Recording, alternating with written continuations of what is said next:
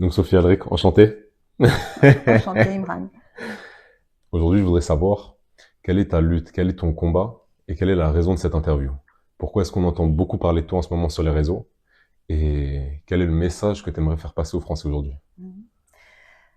Mon combat, il est un combat très grand parce que je veux sauver et je veux protéger tous les enfants de France. En premier lieu, je veux sauver mes enfants qui sont actuellement pris en otage d'une secte dans laquelle nous sommes nés, tous les trois, qui est une secte franc-maçonnerie et psychanalyse, qui est une secte pédocriminelle et satanique. Je crois que c'est important de souligner que c'est une secte, j'appelle ça à ciel ouvert, parce qu'en fait, il n'y a pas un lieu dans lequel tout le monde me demande, ben, c'est quoi, ils habitent où, ils sont où. Non, non, il n'y a pas un lieu en fait. Les membres de cette secte sont à l'extérieur, vous les croisez dans les rues, avec vos amis, dans les repas, etc. Donc, euh, c'est important de comprendre qu'ils sont dans tous les milieux. Donc, milieu politique, religieux, institutionnel, même les libéraux, etc. En fait, c'est une secte qui sévit parmi les notables de notre société. Parce que la franc-maçonnerie existe depuis très très très longtemps. La franc-maçonnerie a toujours été excommuniée par l'Église pour satanisme. Elle a été réintroduite juste en 1983. En tout cas, l'excommunication a été levée. Il y a quand même eu une affaire avec un prêtre qui a été excommunié là à Varsovie en 2013 parce qu'il était franc-maçon. Mais la particularité de cette secte, c'est qu'elle s'est développée en utilisant la psychanalyse, qui est un véritable outil de manipulation des masses. Donc la psychanalyse, c'est Freud. Voilà. Mais en tout cas, moi, je sais que je suis sur Terre pour œuvrer contre cette secte, pour mettre à terre cette secte. Et j'étais déjà professionnelle. J'accompagnais les victimes de harcèlement, de manipulation mentale, d'emprise, des personnes victimes de relations toxiques et de contrôle coercitif, et également des personnes qui ont vécu des agressions sexuelles, donc qui sont en état de stress post-traumatique.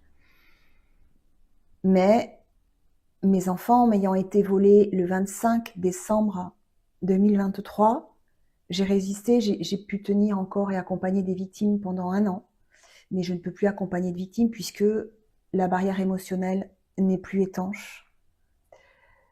Donc actuellement, je n'accompagne plus, mais finalement, c'est une bonne chose parce que j'ai pu me concentrer pleinement sur le dossier pour libérer mon fils, pour protéger mon fils qui est mineur, qui avait 15 ans au moment où son père me l'a volé.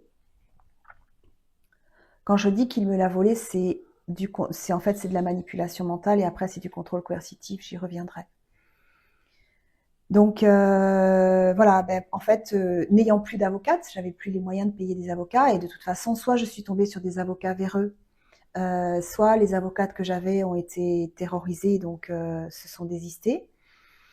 Eh bien, je n'avais plus d'avocate à partir de décembre 2024. Et à partir de là, en fait, c'était une bénédiction puisque j'ai pu rentrer dans le cœur des dossiers. Je suis scientifique de formation, donc j'ai un esprit très cartésien. Je sais vraiment faire des rapports, je sais faire des liens, je sais. Et puis, je suis née dans cette marmite de la manipulation mentale. Je suis née dans cette secte. Je ne le savais pas, hein. Je n'avais pas idée que c'était une secte, en fait. J'ai compris qu'il y avait un réseau qui protégeait les pères toxiques et les pédocriminels à Toulouse, en voulant protéger mon fils, parce que là, je suis vraiment rentrée dans les rapports et j'ai bien vu que des pièces disparaissaient, que malgré les éléments, moi, très factuels que je donnais, qui étaient vraiment, je dis qu'ils sont en béton céleste, parce qu'ils sont imparables. Les preuves que j'apporte, elles sont imparables. J'ai constitué des conclusions et rapports qui font, je sais pas, j'en suis au moins à 250 pages maintenant, et il y a plus de 2500 pages de pièces jointes. Ça veut dire de preuves. Donc, en fait, c'est comme ça que j'ai compris. En rentrant dans le cœur du sujet en décembre 2024, et là, j'ai compris vraiment, on était très en danger, mes enfants et moi. Et c'est là aussi que j'ai choisi ma fille pour avocate. Et même si on n'a plus de contact, ma fille a 27 ans. Elle va avoir 28 ans le 3 décembre. Même si elle n'a pas l'autorisation de me parler, alors que nous étions très complices, Euh, elle est mon avocate. Voilà, elle est l'avocate de cette affaire parce qu'elle est extrêmement brillante. Elle l'a toujours été et je sais que en fait, comme moi, comme elle aura tout vécu et qu'elle sera sortie d'amnésie et d'état de stress post-traumatique et qu'en plus elle aura été formée, je sais que ce sera vraiment une très très grande avocate. Donc je l'attends avec impatience. Voilà. Mais en attendant, j'ai agi toute seule et c'était comme ça que Dieu le voulait, je crois. Mm. Voilà. C'est ma spiritualité qui me porte. Je suis vraiment, moi qui croyais pas aux anges, j'ai jamais cru aux anges. Euh, et j'étais enfant de cœur, mais euh, Jésus était vraiment mon ami. Jésus me montrait comment aimer en fait. Il me montrait, je crois que ça a été l'ouverture à l'amour et peut-être à ce côté philanthrope que j'ai, puisque moi je vois toujours les étincelles de bonheur et d'amour entre les personnes. Mais après, voilà, je me suis éloignée de la spiritualité après mon premier mariage, et puisque je me suis mariée avec un premier tyran. C'est ma petite fille qui m'a ramenée vers Marie. Ma petite fille, qui avait 4 ans et demi, donc elle avait 3 ans quand je me suis enfuie de mon domicile conjugal, 3 ans et demi. Évidemment, moi je voulais pas du tout rentrer dans une église ni rien, c'était fini. Hein. Et on habitait à côté d'une église et tous les matins, le samedi matin, en allant au marché, on faisait le tour de Notre-Dame, l'église Notre-Dame à Châteauroux. Et on faisait le tour et elle me disait, maman, on rentre dans l'église. Moi, non, non, non, c'est fermé, c'est fermé. Je crois que Dieu y a mis une chorale un matin, un samedi matin. Elle me dit, maman, ça chante, ils chantent, regarde, il y a du monde. Je dis, non, non, non, mais il faut pas les déranger. J'ai pas eu le temps, en fait. Hop, sa petite main s'est échappée. Et elle est rentrée, elle s'est faufilée dans la grande porte. Il y avait une ouverture, elle s'est faufilée. Et là, je la retrouve devant Marie. Et devant cette statue, elle me dit, c'est qui, maman?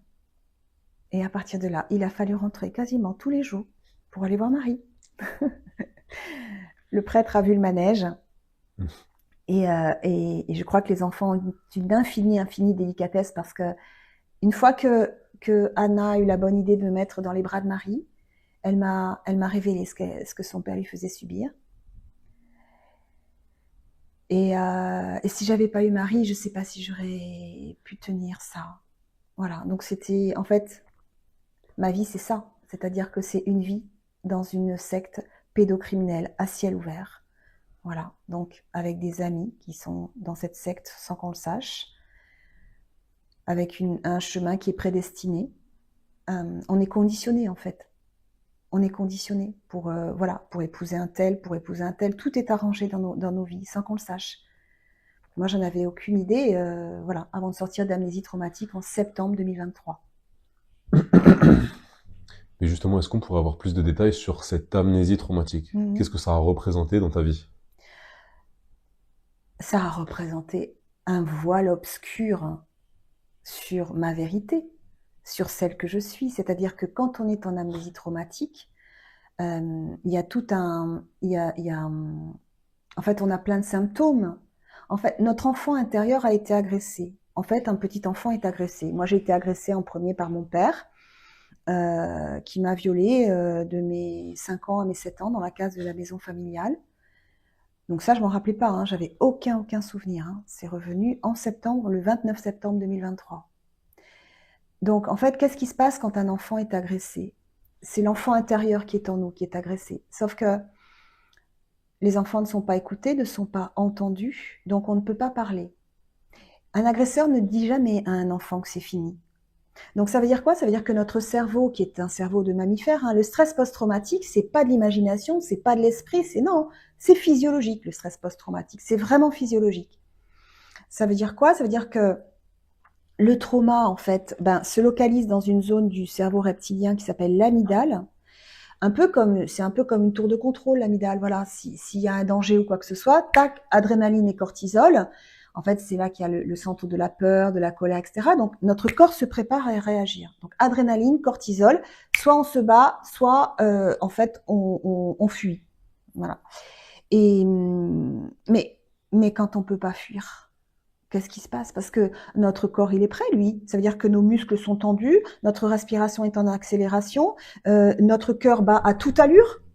Donc, si rien ne se passe, notre cœur explose. Enfin, je veux dire, on meurt d'une crise cardiaque. L'organisme étant bien fait, il y a une sécrétion à ce moment-là d'endomorphine par le cerveau qui apaise en fait complètement, qui contrecarre l'adrénaline et le cortisol. Et du coup, les battements ralentissent, tout ralentit, mais c'est comme une anesthésie. Ça veut dire qu'il n'y a plus d'émotion et il n'y a plus de sensation. C'est ce qu'on appelle le mécanisme de dissociation.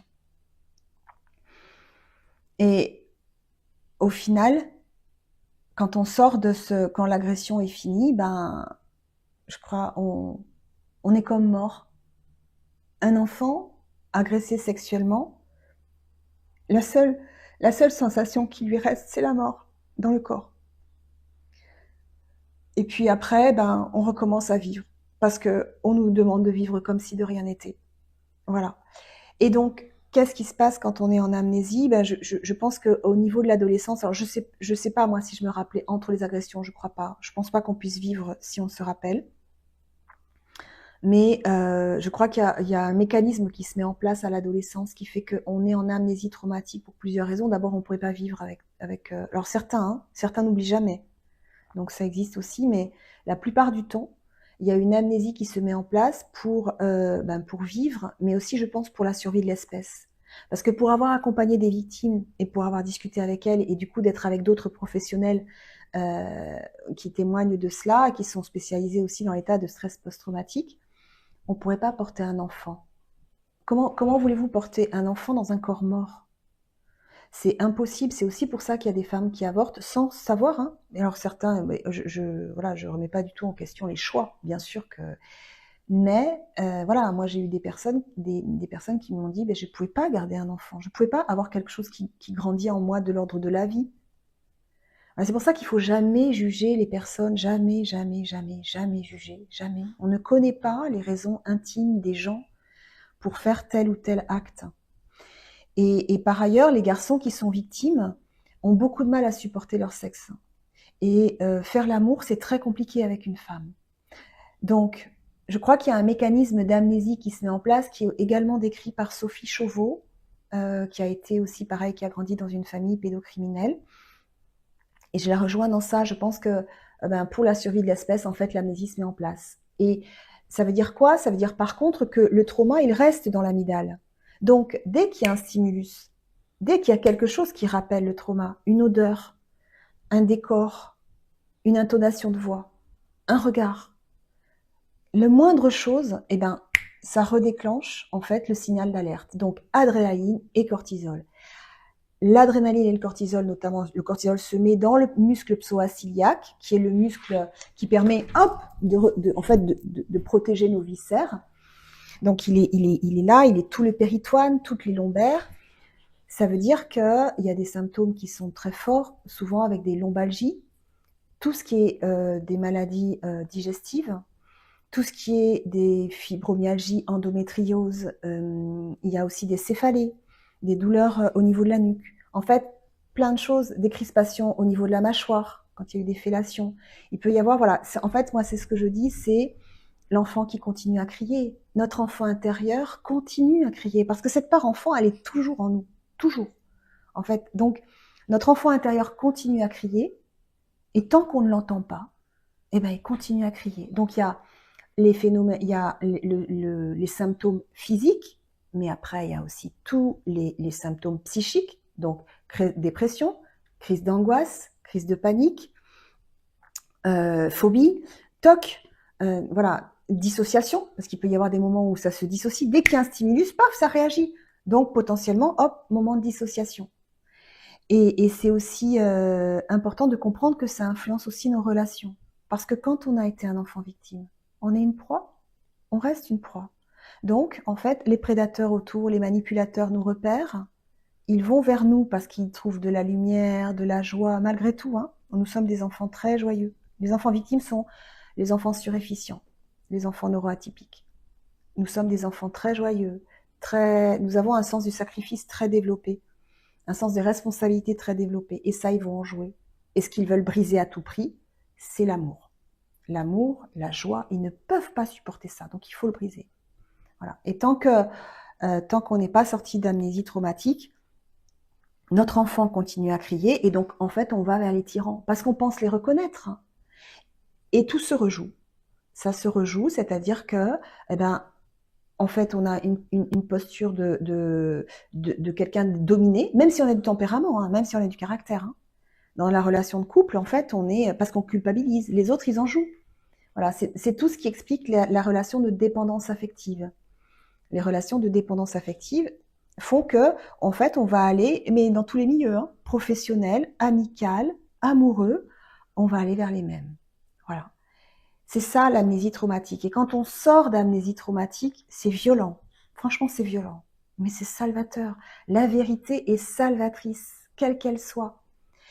L'amnésie traumatique dure d'autant plus longtemps que les traumas ont été graves et qu'il y a eu des drogues. Voilà, c'est la raison pour laquelle, dans mon cas, je suis sortie d'amnésie traumatique à 53 ans. Et c'est la raison pour laquelle vous entendez beaucoup de survivantes qui sortent d'amnésie là vers 40, 45, 50 ans. Voilà. Mais vraiment, c'est une libération, la sortie de l'amnésie traumatique. Sauf à condition de traiter l'état de stress post-traumatique. C'est-à-dire qu'après, il s'agit de faire passer le trauma, on le fait passer par la zone frontale où il y a les émotions, on change l'impact émotionnel et hop, on le refait partir dans une autre zone du cerveau qui s'appelle l'hippocampe. C'est comme une zone d'archivage. Ok, le trauma a eu lieu, mais par contre, c'est fini. En fait, on dit à notre enfant, ça y est, t'es en sécurité, tu crains plus rien, t'es protégé, je suis là maintenant pour toi. Et donc, notre enfant intérieur peut parler. Voilà, peut s'exprimer. Une technique qui est vraiment très très bien, très facile à utiliser, qui s'appelle la PNL double dissociation, qui est une technique qui est très douce. On n'a pas besoin de revivre tout le trauma et on n'a pas besoin de se rappeler de tout. Et ça suffit pour que le trauma soit vraiment classé, hop, dans l'hippocampe. Voilà. D'accord, ok. Et j'ai une question vis-à-vis de ça d'ailleurs. Mmh. Quand tu parles d'amnésie traumatique, si j'ai bien compris, ça veut dire que tu as oublié jusqu'à tes 53 ans complètement toutes les histoires liées à tes traumatismes durant ton enfance et que jusqu'à ces 53 ans, tu n'avais aucun souvenir de ce qui s'était passé. Exactement. Simplement la mémoire t'est revenue d'un coup. Exactement. En fait, j'avais que 2 petites bribes de souvenirs, ce qui est souvent le cas hein, d'ailleurs, mais j'avais 2 petites bribes de souvenirs. Une fois où mon frère aîné, donc moi j'ai 2 frères, Philippe qui a 8 ans de plus que moi, qui était vraiment voilà, c'était mon frère adoré, mon grand frère protecteur, et Christophe aussi que j'aime beaucoup, qui a 1 an de moins, donc il a 7 ans de plus que moi en fait. Ils ont juste 1 an d'écart tous les 2. J'avais juste souvenir d'une fois, on jouait avec mon frère, j'avais 5 ans, il en avait 13 avec Philippe, et tout d'un coup il s'était raidi, et puis il m'avait frotté contre lui, contre son sexe, et après, paf, il m'avait rejeté. Et j'avais pas du tout compris ce qui s'était passé, parce qu'après il voulait plus me prendre sur les genoux, il voulait plus, c'était étonnant. Et une autre bribe de souvenir, quand là j'avais 12 ans, nous étions dans notre maison de campagne au bord d'un lac. C'était pour moi la maison du bonheur. Là-bas, j'y étais bien. Je pense que mon frère pouvait pas m'agresser parce que, en fait, on dormait à 3, donc il y avait mon autre frère qui était dans la chambre. Mais je me rappelais pas des agressions, hein, de viol ni rien. Mais je me rappelais de cette bribe de souvenirs-là que je ne comprenais pas.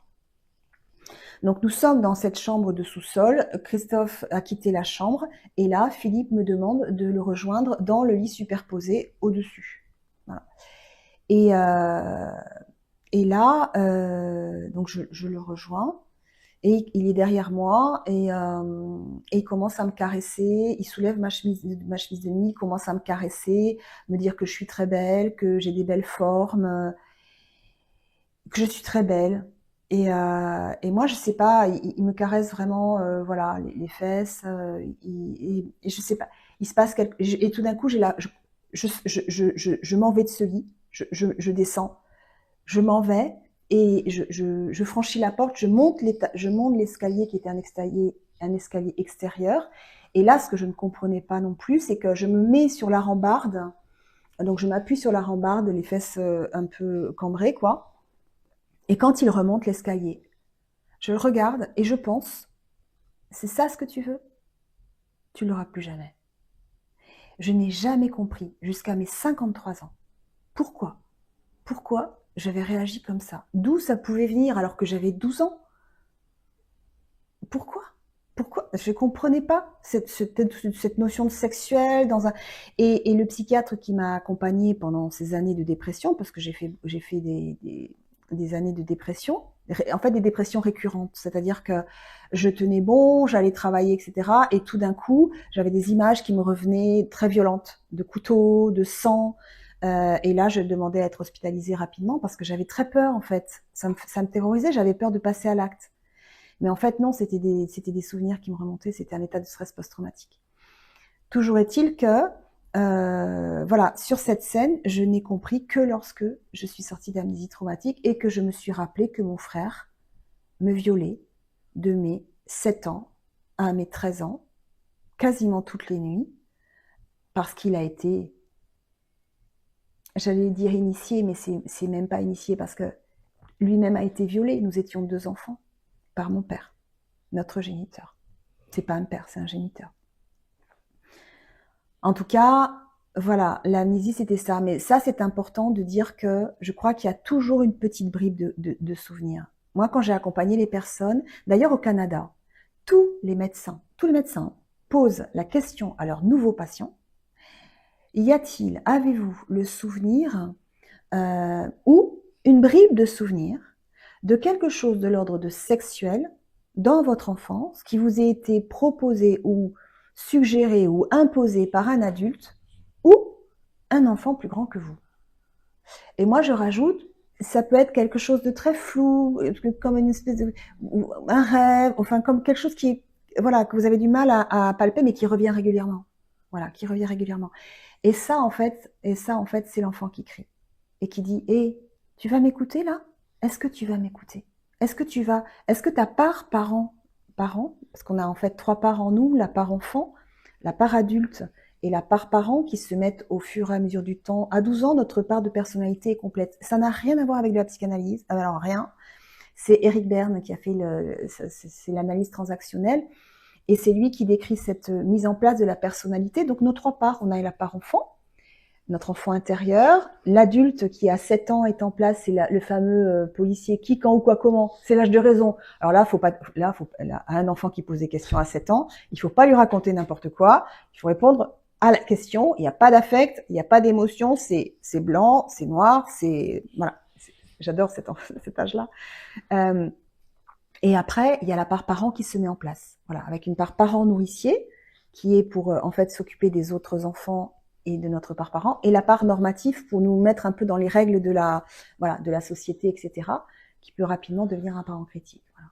Mais en tout cas, tant que nous n'entendons pas, tant que nous n'ouvrons pas la porte à notre enfant intérieur, c'est-à-dire je t'écoute, je t'entends, je te crois et je te protège, tu n'as plus rien à craindre, notre enfant intérieur ne peut pas parler. Il ne peut pas parler non plus lorsque nous sommes dans une relation de dépendance affective, c'est-à-dire que tant qu'il y a des tyrans autour de nous, des manipulateurs, en fait, notre enfant intérieur est terrorisé. Donc il ne peut pas parler. C'est pour ça que très souvent, il faut déjà sortir de l'emprise pour après pouvoir accéder à la parole de l'enfant intérieur. Mais si on est attentif, il parle toujours. Il parle toujours. Voilà. Et pour rebondir sur ce que tu as dit juste avant, tu as dit que tu as été agressé et que ton frère aussi a été agressé par ton père. Et un peu plus tôt, tu nous as parlé d'appartenance à une secte pédocriminelle. Est-ce que ces agissements de ton père étaient en lien avec cette secte pédocriminelle? Alors, le père de mon père était déjà un pédocriminel. Il y a d'autres personnes de ma famille qui ont témoigné. Voilà, mon grand-père était un pédocriminel. Donc je pense que mon père a été victime lui-même et que de la même façon qu'il a appris à mon frère à me violer, son père lui a imposé à violer ses sœurs. Donc il y a déjà, quand on est, je crois que la pédocriminalité, et ça se transmet de génération en génération, mais physiquement, c'est pas qu'une inscription dans les gènes, et c'est pas que des pensées, ou voilà, quand on dit je porte parce que ma grand-mère a été agressée, alors moi je porte, non, c'est très souvent qu'en fait c'est sur des générations la pédocriminalité. Donc ça c'est un premier fait. En dehors de la secte, mon père m'aurait agressé de la même façon qu'il a agressé plein d'autres enfants. Ben oui. Donc les enfants de ta famille ne sont pas les seuls à avoir été agressés par ton père? Bah, je pense que non. Quand on voit le nombre de victimes que peut faire un pédocriminel, mon père est vraiment un dangereux pédocriminel, il s'en prend au tout petit. Donc je pense nourrisson, et jusqu'à 7 ans. Moi, il a arrêté de me violer lorsque j'ai pris la première hostie, parce que je pense qu'il a quand même peur de Dieu et que on ne viole pas un enfant qui a été sacré par Dieu. Par contre, il m'a donné à d'autres du coup. Après, le fait que mon père soit rentré et soit devenu un haut dignitaire de cette secte, c'est lié à sa soif de pouvoir. C'est un tyran. C'est un tyran. Donc, tout est, en fait, je crois qu'il avait tout prévu. Il avait tout planifié. Ma naissance, mes parents, mes géniteurs. Je crois que ma mère était pas comme lui. Mes géniteurs ont programmé ma naissance. C'est-à-dire que ils voulaient pas de troisième enfant. Ils m'ont fait croire que c'était parce que mes frères voulaient une petite sœur, mais non. En fait, j'étais vraiment l'enfant qui était destiné au sacrifice. Et ils m'ont fait naître le 31 octobre. C'est pas du tout un hasard. Alors, il faut bien comprendre qu'il n'y a aucun hasard dans les actes et les faits des pédocriminels et des manipulateurs, et encore moins dans les membres de cette secte. Tout est extrêmement planifié, tout est organisé, tout est orchestré. Ça s'appelle du contrôle coercitif, et c'est à tous les niveaux. Donc moi, en fait, je dis que j'ai été une enfant prisonnière de ma naissance jusqu'au 29 septembre 2023. Mon père était un homme politique, je dirais de second registre. D'ailleurs, il était premier maire adjoint de Châteauroux, dans l'Indre. Et au début, il était conseiller municipal. Je pense pas qu'il ait voulu être maire parce que c'était pratique d'être premier maire adjoint. Au final, il pouvait faire ce qu'il voulait. C'était le maire qui allait prendre... voilà. Il a vraiment commis des exactions. Il a vraiment... par exemple, il profitait d'avoir les listes des personnes en difficulté, des personnes âgées, pour se rapprocher des personnes, notamment des enseignantes, qui n'avaient pas d'enfants, pour détourner les héritages. Donc, ça a été...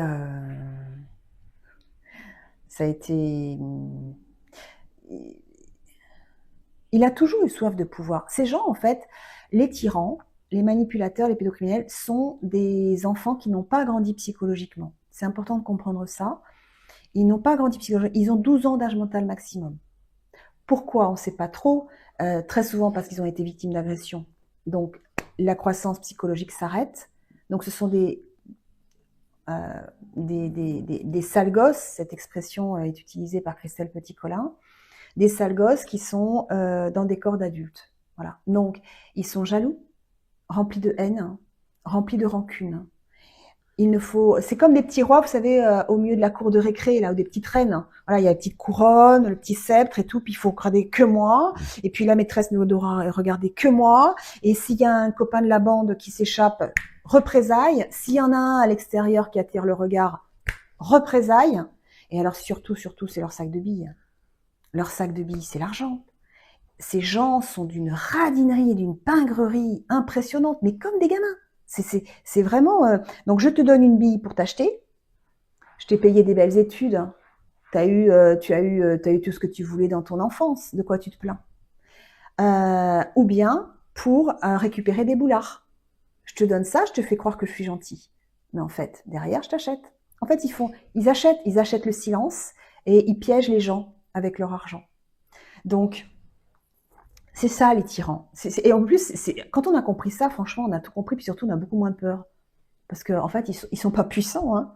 C'est jamais que des petits morveux à cadrer. Hein. Donc, la loi et la déontologie. Cadrer, et là, tu bouges plus. Le seul problème, c'est que comme cette secte sévit en France, parmi nos notables et jusqu'au plus haut sommet de l'État, eh ben, les pédocriminels sont protégés. Et la violence et toutes les personnes violentes sont protégées dans notre pays. Donc, ça se développe.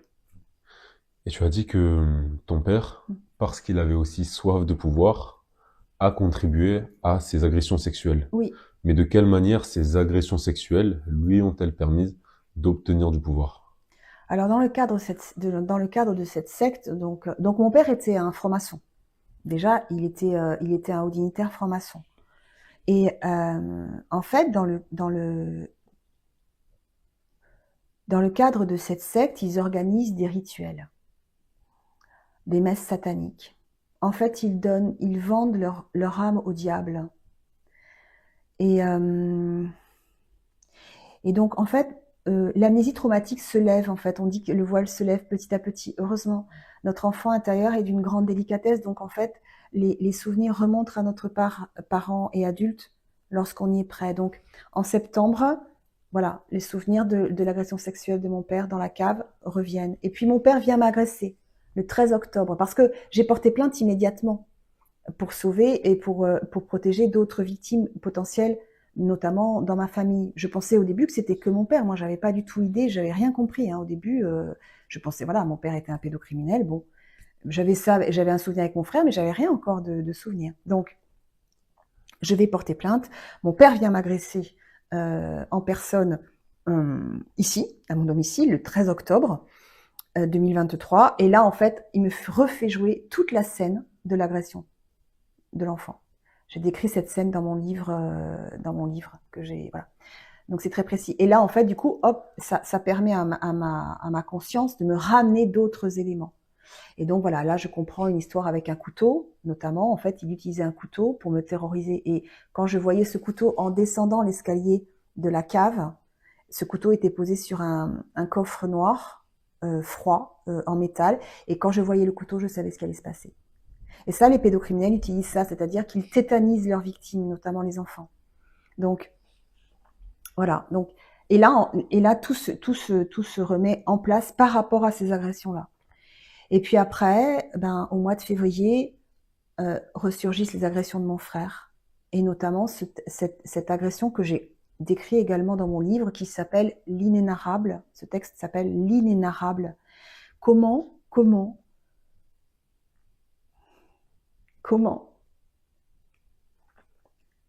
imaginer qu'un père isole sa petite fille dans la cave, euh, la déshabille, la viole et prend pour témoin son frère aîné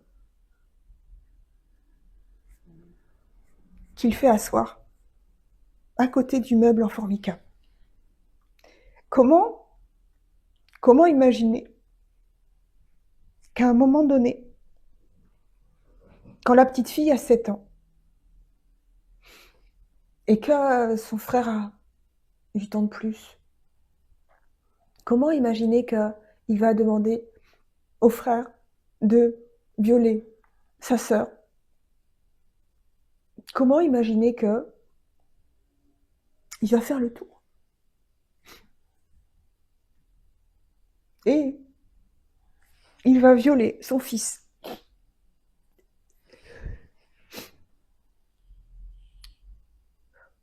en introduisant son doigt dans son anus pour qu'il jouisse dans sa sœur? Comment on peut imaginer ça si ce n'est en se disant qu'il n'y a que le diable qui puisse transformer un père en saint? Parce que vous voyez, un homme peut partir à la guerre, pour défendre sa famille, son territoire, sa patrie. Allez, même pour des richesses. Même. Un homme peut aller se venger, voilà, de personnes qui ont été, de sa famille qui ont été tuées par des tyrans. Et même, on peut imaginer que des populations entières, sous l'impulsion d'un tyran, aillent faire la guerre, comme les Allemands l'ont fait sous le règne d'Hitler.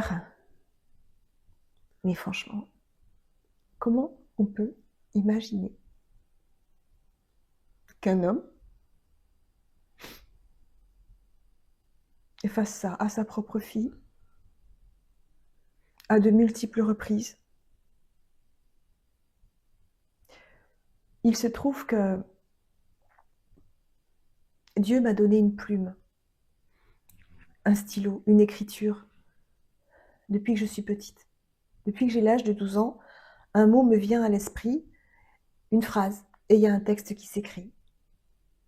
Et les premiers que j'ai écrits quand j'avais 12 ans étaient très humoristiques, mais je crois que Dieu me demande,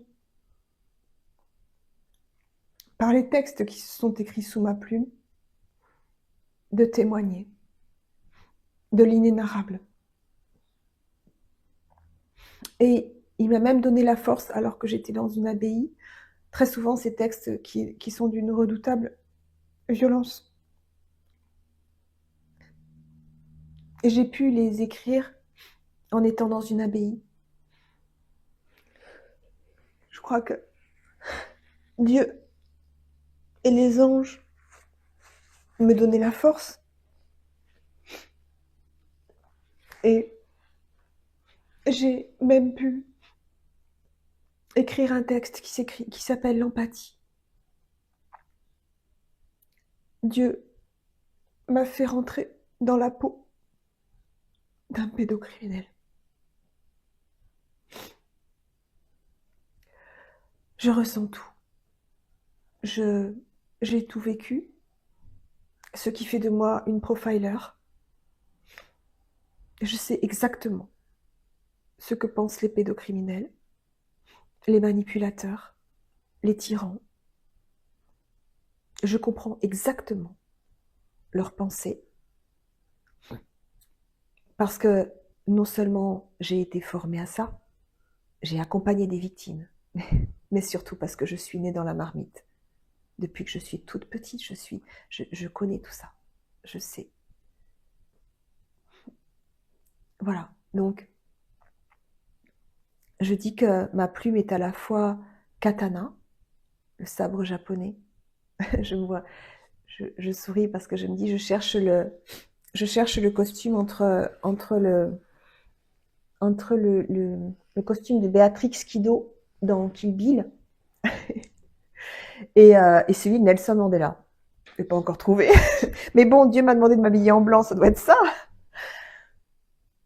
Et ma plume est à la fois katana contre les manipulateurs parce que en 2-2, pam pam poum, je les démasque. C'est tant pis pour eux. Et sur LinkedIn, c'est pareil. Et à la fois caresse d'ange pour les victimes. Mais du coup, Sophie, tu nous as parlé d'un livre que tu as écrit tout à l'heure. Est-ce que tu peux nous en parler un peu plus? Oui, en fait, ce livre, il porte le titre qui m'a été dicté quand j'étais en abbaye bénédictine, justement parce que je pensais qu'il était fini sur le texte L'inénarrable. Et c'est là d'ailleurs que je l'ai envoyé à des éditeurs qui m'ont fait un bon retour, mais il manquait quelque chose, semble-t-il, et je crois que les gens attendent un roman. Ce livre n'est pas un roman. Ce livre, c'est un livre inédit dans le sens où ce sont des textes qui se sont écrits sur 22 ans. Les textes dont je vous parlais tout à l'heure, c'est-à-dire que ma plume se pose, les textes s'écrivent. Ça veut dire que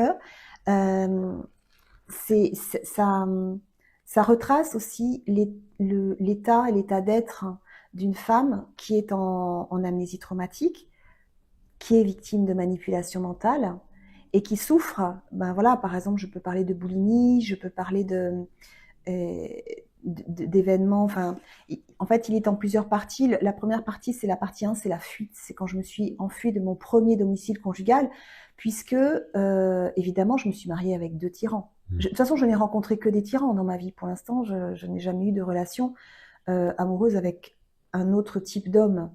Donc, le premier, c'est la fuite. C'est déjà partir de ce domicile qui était un domicile d'enfer, en fait. Et c'est là que je me suis enfuie avec ma petite fille Anna sous les bras qui avait 3 ans et demi, ma chienne à l'époque qui était déjà une grande histoire avec les animaux, avec les animaux d'une façon générale, avec les chiennes. Donc c'était Lilou à l'époque et donc je me suis enfuie et là le combat a été mené avec Gisèle Halimi et Maître Trabourgade, son associé, et Marie-France Irigoyenne qui était la première à avoir parlé de harcèlement moral au quotidien. J'étais bien équipée déjà. J'avais Dieu m'a vraiment fait rencontrer des personnes qui m'ont fait grandir. Et c'est là aussi où j'ai commencé à comprendre comment constituer des dossiers juridiques.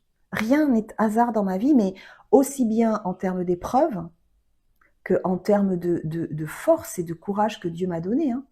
C'est voilà. Donc la première partie, c'est la fuite. Et puis après, c'est après le silence, la renaissance. Donc là, je commence à sortir de l'emprise. Et après résurgence, donc là, ce sont des textes qui sont durs puisque c'est effectivement, bah oui, l'amnésie traumatique qui se lève et donc les souvenirs qui remontent. Et ce sont des textes qui sont importants, je crois, parce qu'on entend aussi la parole des enfants. Ce livre, il est important parce que je me suis fait la promesse de porter la voix des enfants et des adolescents qui sont victimes et qui ne sont pas entendus de nos jours. Je me suis dit, eh bien, si personne n'écoute les enfants, tout le monde entendra la voix d'une adulte qui parle au nom des enfants. Et ça, vraiment, je vous assure, hein, ça fait partie de ma mission. Faire entendre les enfants pour les sauver et les protéger. Et la quatrième partie, c'est vérité ultime et guérison. Peut-on guérir réellement de tout ce que j'ai vécu? Je me pose la question. Je crois que oui. Et un tournant. Et l'épilogue, c'est ma spiritualité. L'épilogue, c'est la merveille de tout ce que j'ai découvert à travers ces épreuves, finalement. J'ai rencontré un moine sage qui m'a aidé à accepter aussi cette mission que je recevais parce que j'ai râlé. Hein. Quand je l'ai rencontré en mars 2024, je râlais. Je dis non, mais c'est bon, quoi. Moi, je voulais plus croire en Dieu ni en Jésus, mais je faisais ces retraites spirituelles pour être près de Marie. Donc, 3 semaines, je restais ici, à Toulouse, pour mener le combat, accompagner les victimes et constituer les dossiers. Et après, je repartais 3, 4, 5 jours en abbaye pour vraiment pleurer. Déjà, je faisais que pleurer, souffler, dormir et être guidée. Et je rencontre un moine sage, et il avait 86 ans, André Jean, il s'appelait. Et je râle. Je dis non, mais c'est bon, quoi. Moi, là, je me souviens de ce que j'ai vécu enfant. Donc, moi, c'est très simple. Hein. Moi, je veux juste maintenant avoir une vie sereine. Donc, faire des bouquets de fleurs faire des bouquets de fleurs et partir en vacances au bord de la mer avec mes enfants. Je dis, mais je râle parce que j'ai l'impression que là-haut, ils me donnent une autre mission. Il semblerait qu'il faille que je lutte contre des pédocriminels. Alors, je râle. Et lui, il m'a bien attrapé parce qu'il me dit, mais moi aussi, Sophie, je râle. Je lui dis, ah bon, vous râlez-vous? Il me dit, bah oui, je râle. Parce que bon, il me dit, j'ai 86 ans. Ah, il l'a eu facile, Jésus, à mourir à 33 ans. Je dis, ah bon? Il me dit, oui, parce qu'il l'a pas connu, lui. L'esprit vif encore dans un corps qui suit plus, hein? Parce que c'est pas facile non plus. Et puis, et il râlait, et on a ri. Et c'est comme ça qu'il m'a ramené, en fait, et que j'ai bien accepté de discuter avec lui. Et il m'a donné vraiment les plus beaux enseignements, et il m'a fait accepter cette idée que j'avais une mission, que rien n'était hasard. Et quand je lui ai dit que je pensais que j'étais prophétesse, il m'a dit oui, Sophie. Effectivement, et c'est ce merveilleux, c'est que mes mots me précèdent à l'écrit comme à l'oral. C'est impressionnant. Il y a un texte qui s'est écrit qui s'appelle Seigneur, qui sont-ils ces puissants contre lesquels tu veux que je me batte en ton nom? Je n'ai que ça quand j'écris le texte, que cette phrase.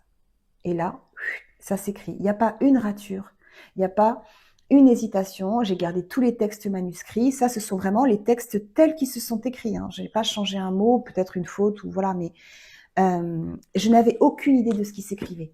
Mais par contre, j'ai l'ordre de publier ce livre tel qu'il est avec tous les textes. Donc, je le fais, j'obéis. C'est la règle de Saint Benoît, la deuxième, l'obéissance. La première, l'humilité. Je ne suis rien sans Dieu. La deuxième, l'obéissance. Donc, j'obéis. Et donc, j'ai publié et je n'avais pas encore le souvenir des messes sataniques, des sectes, etc. J'avais aucun souvenir. Je ne comprenais pas ce texte. Je ne comprenais pas. Il y est fait illusion de puissants, d'hommes politiques, de notables, d'avocats, de magistrats, voilà, de religieux. Enfin, je ne sais pas de quoi ça parle. Et en fait, c'était un texte qui était complètement prophétique. Voilà.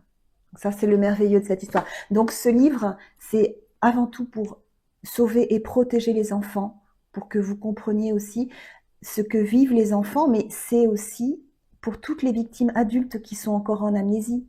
Parce qu'il y a plein de personnes qui souffrent de maux physiques et de maux psychologiques, enfin psychiques, et qui pensent que jamais elles en sortiront. En fait, la raison est toute simple, hein. C'est l'enfant intérieur qui crie. Une fois qu'il sera entendu, eh ben les difficultés du corps s'apaisent. En fait, je dis que l'enfant intérieur est merveilleux parce que ces crises d'angoisse qu'on peut subir, ces dépressions, c'est redoutable, hein. Mais c'est finalement la seule chose qui reste à notre enfant intérieur pour dire tu vas m'écouter, tu vas me sauver. C'est, il est vaillant notre enfant intérieur, je vous assure, il est vaillant. C'est grâce à lui qu'on arrive encore à vivre adulte, etc. Et quand on fait la paix avec notre enfant intérieur et nos trois parts, parents, adultes et enfant intérieur, voilà, la vie est beaucoup plus douce, on n'est plus victime de tyrans, on n'a plus peur. Et puis on peut être dans la spiritualité d'une façon simple. La spiritualité, c'est l'amour, hein. On peut lui donner le nom qu'on veut, hein. C'est l'amour. Et où est-ce qu'il est disponible, du coup, ce livre? Il est disponible partout en commande. Bon, c'est un livre que j'ai auto-édité, donc auprès d'une société qui s'appelle Book on the Demand, donc directement sur ce site, mais partout, vous allez dans n'importe quelle librairie, vous commandez le livre de Sophie Alric. Il est donc à la Fnac, Cultura, en ligne aussi, vous pouvez le commander. Et le seul endroit où vous pouvez pas le commander, c'est sur Amazon, parce que j'ai fait le choix de ne pas le mettre sur Amazon. Voilà. Donc à Toulouse, il est dans une librairie pour l'instant, vous pouvez le consulter, qui s'appelle L'Autre Rive, avenue Étienne Billière, et il est également disponible dans un petit magasin 60 avenue de Castres, qui est un petit magasin de librairie presse. Voilà, ils ont quelques exemplaires, et si nécessaire, j'en apporterai d'autres exemplaires ailleurs. Voilà. Je pense que c'est un livre salvateur. Voilà, je l'espère de tout cœur en tout cas, et il est là pour ça. Et il y en a d'autres qui vont s'écrire. Le deuxième est déjà prêt. Il s'appellera Prophétesse, parce que ce sont des textes qui révèlent la parole de Dieu. Alors tout ça, ça me dépasse complètement, on est bien d'accord, hein, mais bon. Et j'accepte, j'y vais. Et voilà, et puis après, j'écrirai l'histoire, bien sûr. Voilà. Parfait. C'est un livre qui tient à cœur. Maintenant, tu nous as reparlé d'un terme, les messes sataniques. Oui. Qu'est-ce que c'est exactement? Qu'est-ce qui s'y passe? Et quel est le lien entre ces messes sataniques et ta propre histoire? Alors en fait, le lien, c'est que je les ai vécues. Donc moi, j'avais pas idée de tout ça. Franchement, alors je ne regardais rien, j'avais pas du tout. Quand on est en tout cas moi dans ma situation, comme j'étais en dépression récurrente, j'étais en mode de survie. Donc j'avais pas la possibilité de vraiment me tourner vers les autres, d'être vraiment. Je pouvais pas regarder les films ou les émissions qui parlaient de ces sujets. C'est beaucoup trop violent quand on est dans cette situation d'amnésie. Notre enfant, il peut pas regarder ça. Donc ça veut dire que je n'avais aucune connaissance, rien.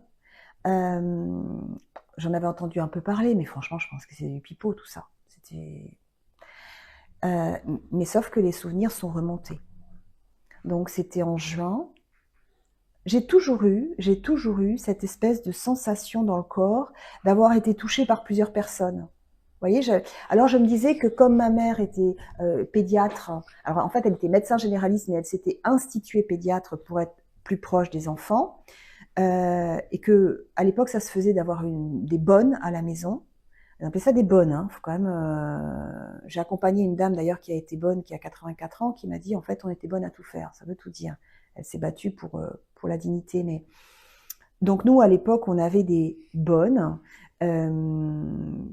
Et donc, elle dormait à la maison et elle s'occupait de moi. Elle s'occupait de mes frères, elle faisait le repas, le ménage, bref, elle s'occupait de la maison pendant que ma mère allait travailler et mon père faisait sa double fonction. Il était enseignant au lycée Jean Giraudoux en biologie à Châteauroux, donc, et en même temps, maire adjoint.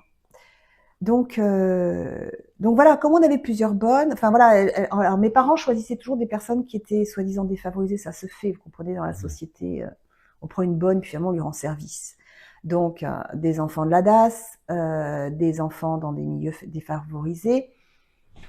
Le deal, le prétexte, c'était en fait de les éduquer pour qu'elles sachent tenir un foyer, Et en même temps, en fait, elles avaient un peu d'argent de poche et puis finalement, elles faisaient tout à la maison. En tout cas, j'avais cette idée-là, donc je me suis dit, peut-être parce que j'ai eu plusieurs femmes qui se sont occupées de moi quand j'étais bébé et que j'ai gardé cette sensation d'avoir été tripotée. Mais vraiment, c'est ça, un tripoté, sans amour, sans amour. Je suis restée là-dessus. Et puis, toujours pareil, hein, l'amnésie s'est levée. Et les premiers souvenirs qui me sont remontés, en fait, c'est remonté en plusieurs fois. C'est remonté, c'est remonté aussi avec le fait, je crois, que mon corps parlait. Par exemple, j'avais beaucoup d'extinction de voix. Alors pour une sophrologue, c'était quand même embêtant. Et je me rendais compte que dès que mon père s'approchait, mon géniteur s'approchait de Toulouse, j'avais une extinction de voix. Et j'avais toujours une sensation d'être serrée là, d'être comme étranglée en fait. Donc, je travaillais avec une orthophoniste. En même temps, moi, j'étais sophrologue caïcédienne, donc moi, ça veut dire que pendant 3 ans, je me suis formée à cette méthode, qui est une méthode pour aller vraiment au cœur de soi et faire le lien entre notre corps, notre esprit, notre conscience et notre âme. Et en parallèle, j'étais accompagnée avec une psychologue qui faisait de l'EMDR, qui m'a permis de sortir de l'emprise. Ça veut dire qu'encore une fois, le tyran est éloigné, j'avais mis à distance mon géniteur et mon frère, et en même temps, voilà, du coup, l'enfant intérieur pouvait commencer à s'exprimer. Et en continuant ce chemin, et puis en plus, je me formais, donc moi, à l'accompagnement des victimes, donc moi-même, je me formais, et j'étais accompagnée aussi par une personne qui était capable de me dire, oui, tout est possible. Oui, ton père a le profil d'un tyran. Oui, en fait, c'est ça aussi quand on accompagne les victimes, c'est de dire oui, moi je t'écoute. En fait, c'est d'écouter l'enfant intérieur et d'être prêt à tout entendre. C'est la même chose quand on est parent, quand on est frère, c'est de se dire que l'inimaginable est possible. Le nombre de fois où les gens me disaient non mais Madame Alry, j'ai jamais dit ça à personne, ou bien non mais ça je peux pas vous raconter. Et moi je disais moi je suis bien placée pour savoir que l'inimaginable est possible. Et donc voilà, c'est ça aussi, c'est ouvrir la porte. En tout cas, en entendant l'inimaginable est possible, mon enfant a continué à me parler. Et donc, je me suis souvenue de cette première scène. En fait, je suis dans une grosse maison, mais en fait, je suis dans le sous-sol de la maison. Et c'est pas complètement le sous-sol parce qu'il y a des soupirails sur le côté. Et donc, les soupirails sont là. Là, il y a un petit escalier en pierre et qui mène à une grosse porte en bois. Et là, il y a un espèce d'hôtel en pierre. Cette première scène dont je me rappelle, je suis là, donc. Je suis petite fille, j'ai 12 ans à peu près. 12-13 ans. Et au début, je suis habillée. Et en fait, il y a des gens autour qui sont en cercle, donc c'est très précis. Il y a 6 hommes et 2 femmes, dont ma mère et mon père. Mon père est à l'extérieur. Il orchestre. Et là, ils n'ont pas de costume, ils sont habillés. Et j'en connais certains. J'ai même pu donner des noms. Hein. J'ai porté plainte, j'ai pu donner des noms. Cette plainte, je l'ai lue sur LinkedIn. Je n'ai pas donné les noms. Mais en tout cas, les noms sont posés sur cette plainte, qui a été classée sans suite, tenez-vous bien. Non, oui, prescrite. Prescrite. 30 ans, prescrite. Bref. Donc là, je suis au milieu de ce cercle et ils me font tourner comme ça sur moi-même en me faisant passer des uns aux autres. Et moi, je comprends pas ce qui se passe. Je comprends pas parce qu'il y a des personnes que je connais et notamment des personnes que j'aime beaucoup et je comprends pas pourquoi je comprends pas ce qui se passe en fait. Je comprends pas, mais je tourne et j'ai la tête qui tourne. J'ai la tête qui tourne. Et à un moment donné, je me retrouve sur une chaise assise. Je suis nue et je suis attachée dans le dos. Les mains sont attachées dans le dos. Et là, les gens sont nus autour de moi. Et il y a quelqu'un derrière moi qui me tire les cheveux comme ça. Et là, là, il commence à me toucher. Et ça me palpe, ça me touche. Et il y en a qui mettent leur sexe dans ma bouche. Et ils m'obligent parce qu'ils me tiennent, ils me font mal. Et moi, je comprends pas ce qui se passe, je voudrais que ça s'arrête. Mais ça s'arrête pas. Et puis après, je suis sur cette espèce d'hôtel en pierre qui est très froid. Je suis sur le dos. Et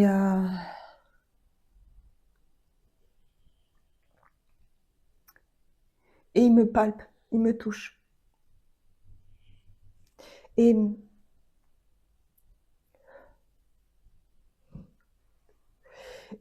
je sens une main petite, une main féminine sur mon sexe qui masse. C'est ma mère. Elle me prépare. Je peux plus bouger. Je voudrais bouger, mais je peux plus bouger. Mes membres réagissent plus. Et il y a quelqu'un, il y en a plusieurs, ils me pincent très fort les seins. J'ai des petits seins naissants, je suis petite. Ça fait mal. Je voudrais faire ça, mais je peux pas. Et autour, ça se touche, ça se masturbe, ça se...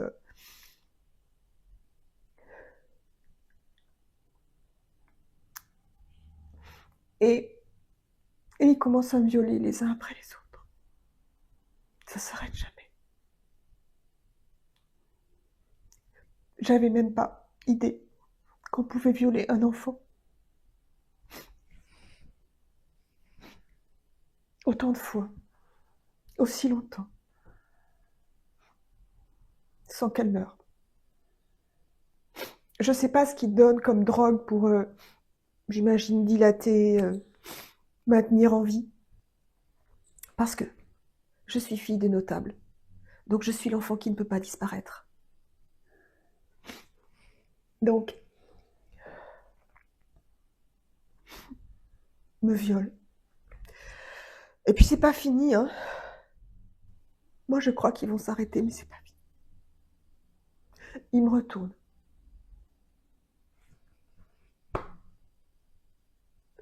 Les uns après les autres. Ils continuent à me violer.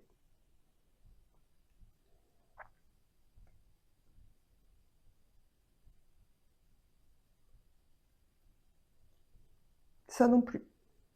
Je pensais pas que ça pouvait exister. Ça a duré toute la nuit.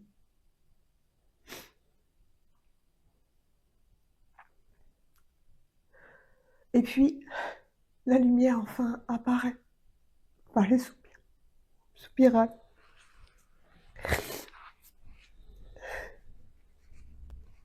Et là, ils partent tous, les uns après les autres. Mon père et ma mère en dernier. Ma mère me regarde et il me laisse là, sans une couverture, sans rien, sur cet hôtel froid. Et je suis morte. Je suis morte.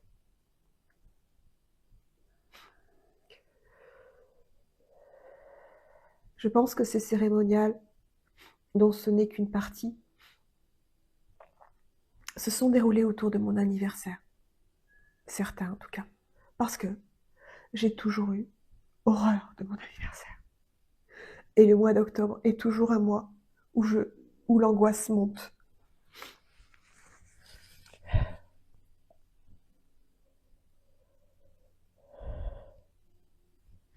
Et les souvenirs ont continué à remonter.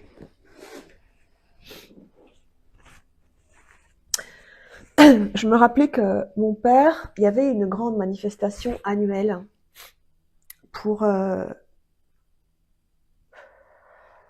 obtenir des fonds pour la campagne de Bernardet. Il s'appelait le maire, il s'appelait Bernardet, je connais pas son prénom. Tout le monde l'appelait Bernardet. Et donc tous les ans, il faisait un méchoui.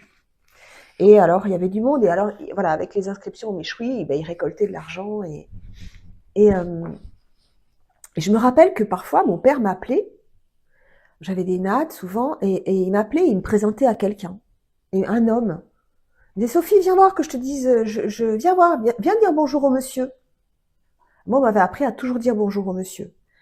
Et alors, je me retrouvais devant un homme, et je disais bonjour, et je comprenais pas du tout pourquoi mon père m'avait appelé alors que j'étais en train de jouer avec mes copines.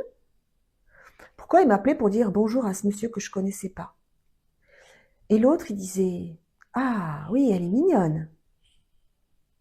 Voilà. C'est bon, tu peux aller jouer. Je comprenais pas. Ça fait aussi partie des souvenirs, par exemple, qui remontaient régulièrement, même dans toute ma vie, mais que je ne comprenais pas. En fait, il me présentait. Il me vendait. Je sais même pas si à ce moment-là, il me vendait pour de l'argent. Je crois pas. Je crois que c'est gratos, les messes sataniques. Et puis après, il y a d'autres souvenirs encore qui sont remontés. Dans les souvenirs que j'avais, qui étaient toujours là, je me rappelle que parfois mon père m'amenait les mercredis après-midi dans un endroit qui était une grosse bâtisse. Pareil, c'était le même genre de bâtisse blanche dans lequel il y avait plein d'enfants. Moi, j'adorais y aller parce qu'il y avait plein d'enfants, parce qu'on jouait. Je sais que là-bas, il y avait aussi une petite fille que j'aimais beaucoup qui s'appelait Florence, qui était une enfant trisomique, qui était la fille d'un marchand de légumes que je voyais aussi au marché le samedi. Donc elle était là en même temps que moi, mais tous les autres enfants n'étaient pas du tout handicapés. Hein. Et donc on jouait. Et mon père me disait, moi je voulais y aller tous les mercredis, il me disait non, toi c'est pas possible parce que toi tu es pas handicapé, c'est un endroit pour les enfants handicapés.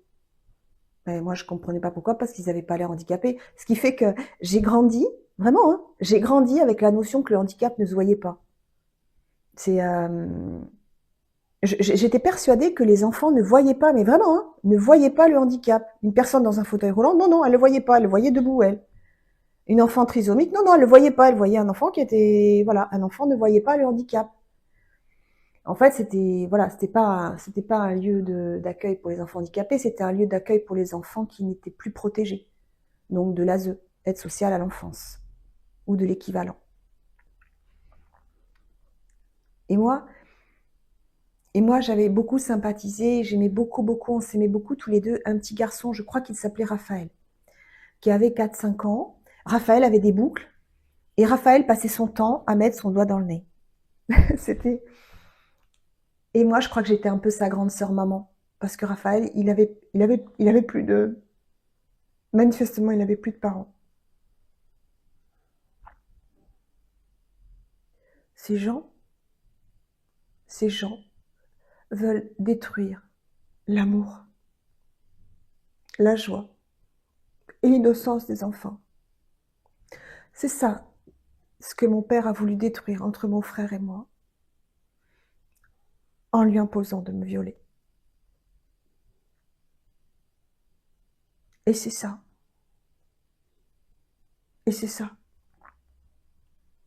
Ce que mon père m'a fait subir dans cette deuxième partie.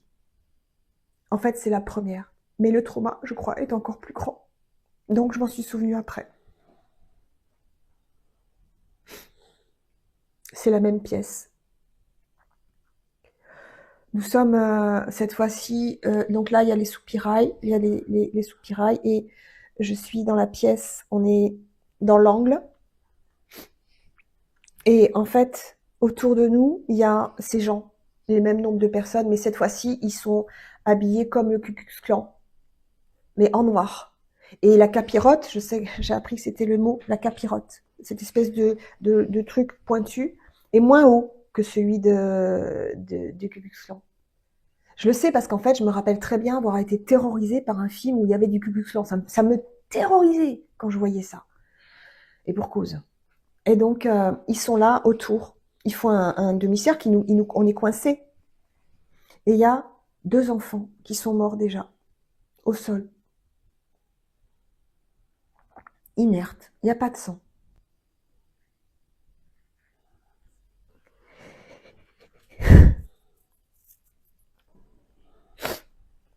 Je suis assise.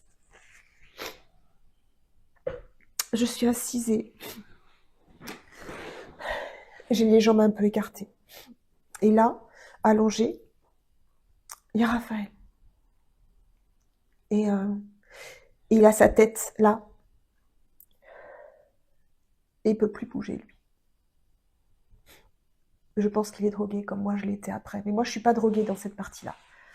C'est pour ça, je pense qu'ils sont déguisés pour pas que je les reconnaisse.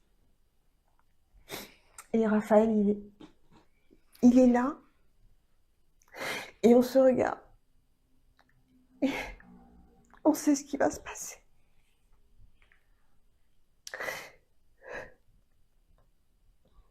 Parce que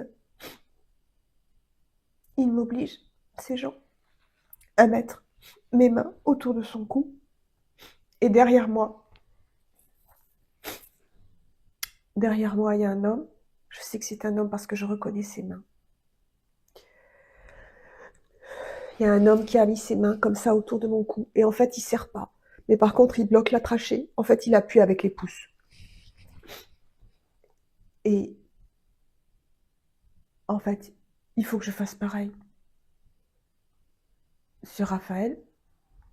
Et si je le fais pas, il appuie sur ses pouces. J'ai reconnu ses pouces. Je les ai reconnus parce que c'est quelqu'un que j'aimais beaucoup dans mon enfance, qui était notre voisin. Et il était franc-maçon.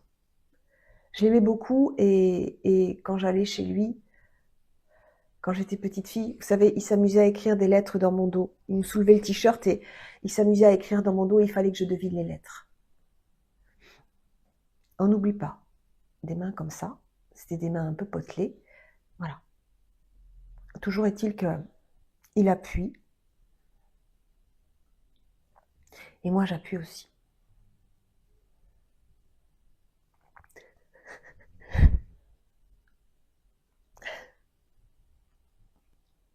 Je peux pas parler, mais de mes yeux,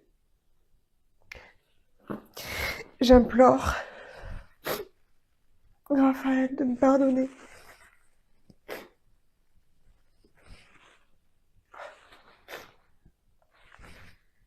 Et il a l'extrême délicatesse, parce qu'on se regarde tout le temps dans les yeux. Il a l'extrême délicatesse de fermer ses paupières.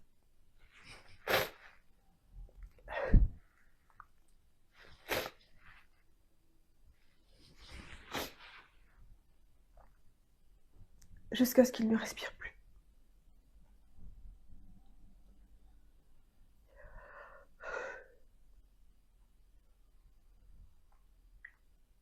Je crois que ma plume est guidée par ces petits anges. Marie est venue me chercher dans cette scène. Et je sais qu'un ange veillait sur Raphaël.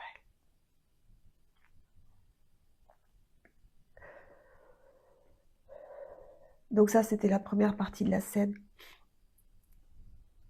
Et après, il me drogue. Voilà, c'est pour ça qu'ils me font tourner. Le temps que la drogue agisse.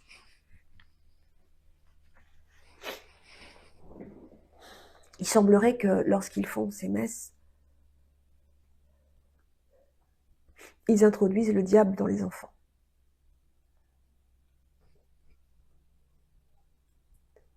J'ai été exorcisée. Et c'est impressionnant.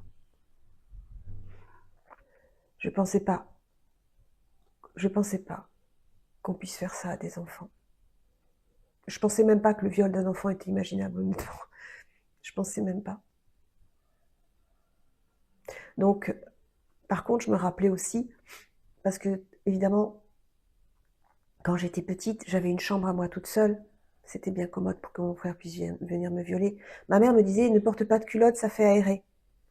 Voilà. Et nombre de fois où je tombais dans mon assiette le soir parce qu'en fait, elle me droguait.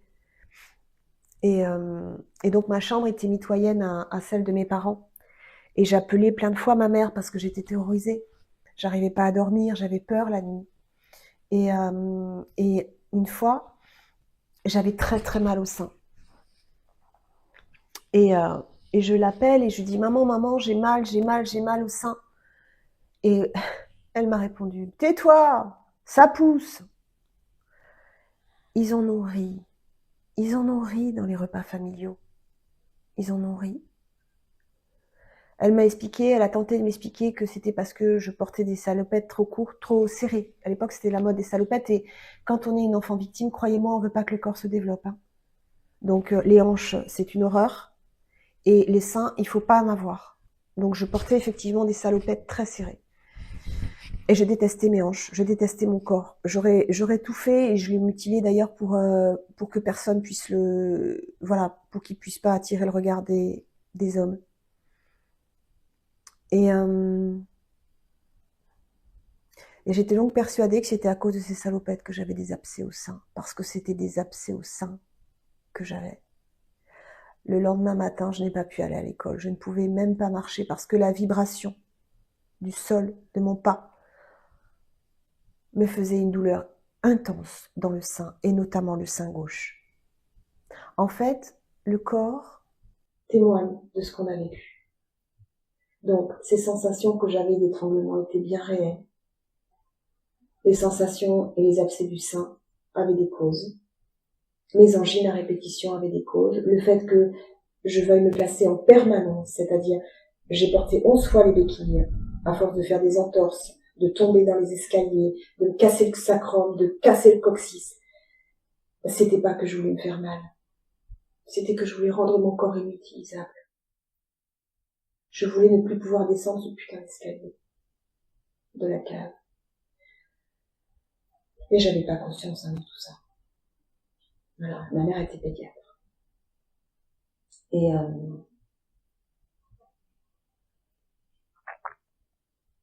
je voulais appeler mon premier enfant Raphaël. J'ai soigné, je l'ai pas fait. L'archange Raphaël est vraiment à mes côtés, par contre, ça je le sais. Je crois qu'il m'a été donné la force de me guérir pour guérir les autres. Donc je suis en permanence avec les anges. Je suis guidée, je suis soutenue. Je prépare aucun de mes posts, articles, interviews, parce que je me laisse porter et je sais que mes mots sont aussi ceux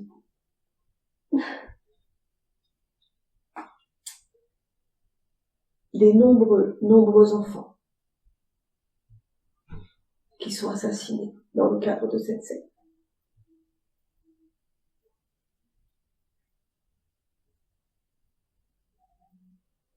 Les souvenirs sont pas encore tous remontés, j'ai plus tout envie d'en avoir, j'ai plus envie, mais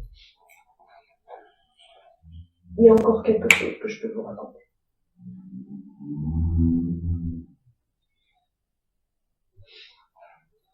Ça va, Maquille? Ça va, parfait.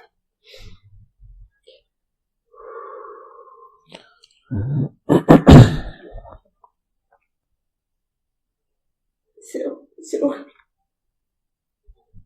C'est prêt?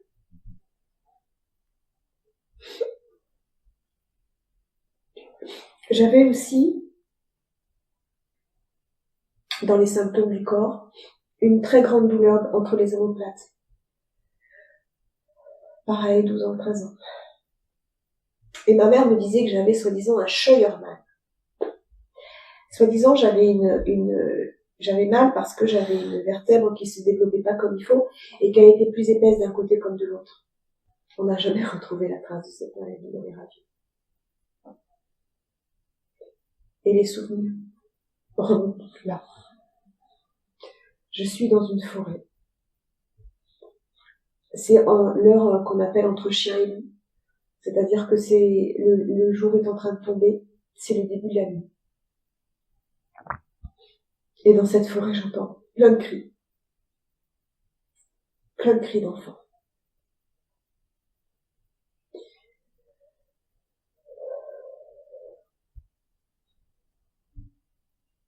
C'est atroce.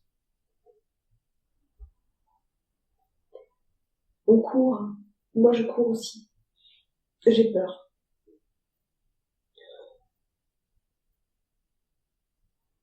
Et puis, à un moment donné, je vois au loin une maison. Toujours pareil, ce même genre de maison. Est-ce que c'est la même, je pense. C'est le même genre de maison. Une maison cossue, grosse, une bâtisse. Et je me dis qu'il faut que j'aille dans cette maison pour me mettre à l'abri. Et là, il y a un arbre, un gros arbre, façon un gros chêne peut-être, avec de la mousse dessus. J'arrive au niveau de cet arbre et tout d'un coup, je reçois dans le dos, entre les omoplates, un coup extrêmement violent. Et je tombe à genoux et je me retiens sur cet arbre. Et derrière moi, il y a un homme qui fait peur. Il est complètement tout en noir. Il a une cagoule noire. Je vois pas du tout son visage. Il est svelte. Il est plutôt jeune. Et je suis terrorisée. J'ai mal. Je pense que j'ai pris un coup de crosse ou comme ça. Et j'ai extrêmement mal. Et là, je me retrouve dans une pièce un peu comme la première pièce que je vous ai décrite, c'est-à-dire en pierre, sous-sol. Ils me font déshabiller, ils sont plusieurs. Ils sont habillés en noir. Ils sont jeunes. En tout cas, c'est des sportifs. Ils sont seuls. En tout cas, ceux que je vois. Il y en a 2 ou 3. Et ils me font déshabiller. Et ils me font mettre un espèce de, je sais pas comment on pourrait appeler ça, une forme de ceinture de chasteté, avec une sorte de pénis métallique. Ça fait mal. Mais en plus, il y a des impulsions électriques dedans. Ça fait très mal.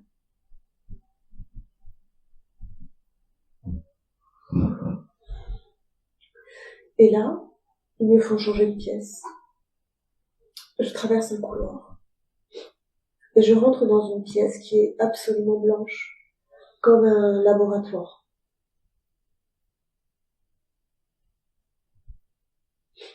Et cette pièce, je repère qu'il y a au milieu, c'est un peu incliné, le sol est un peu incliné, et au milieu, il y a une bouche d'évacuation.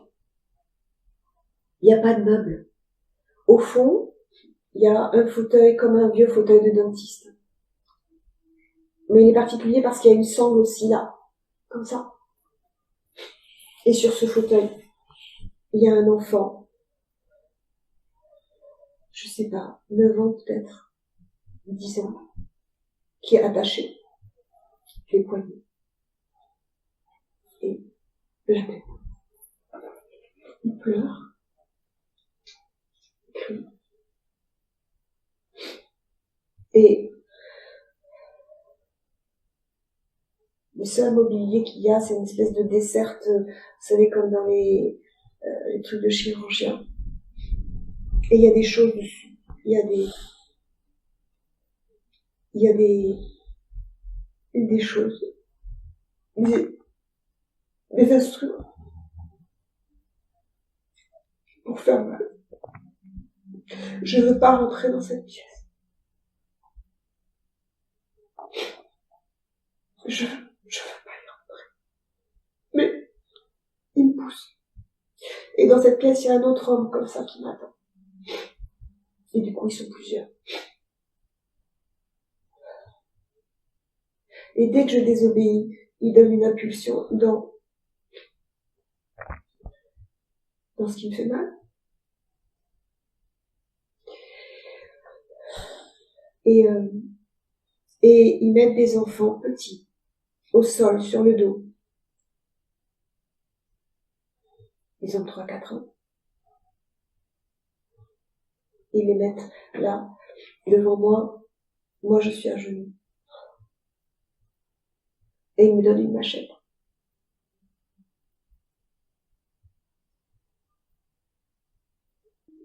Ils tiennent l'enfant qui crie, les bras en croix.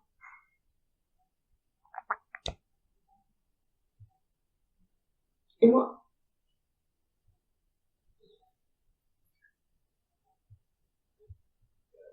je dois trancher la main gauche de l'enfant.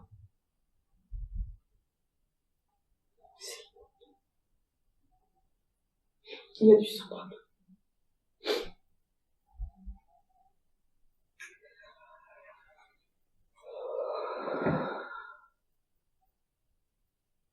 Et puis il me faut me relever et me diriger vers ce garçon. Et il me donne une espèce de grande pique. Un truc pointu, grand.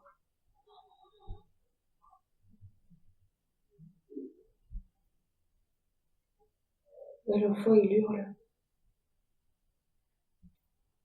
Je veux pas y aller. Mais ça fait mal. Il me pousse. Et il me faut enfoncer le pic dans l'œil de l'enfant. Jusqu'à sa mort.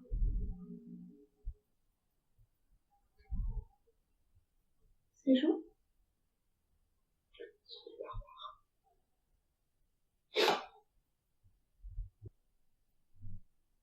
Et après, je sais pas.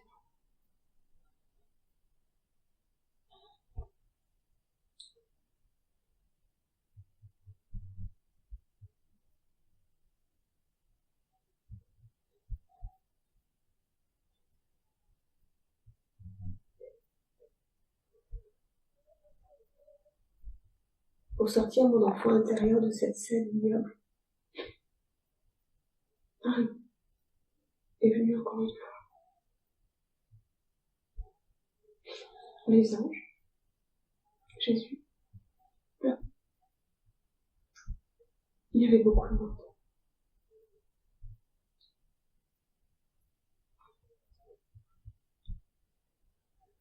Je voudrais ne plus jamais avoir à raconter cette scène.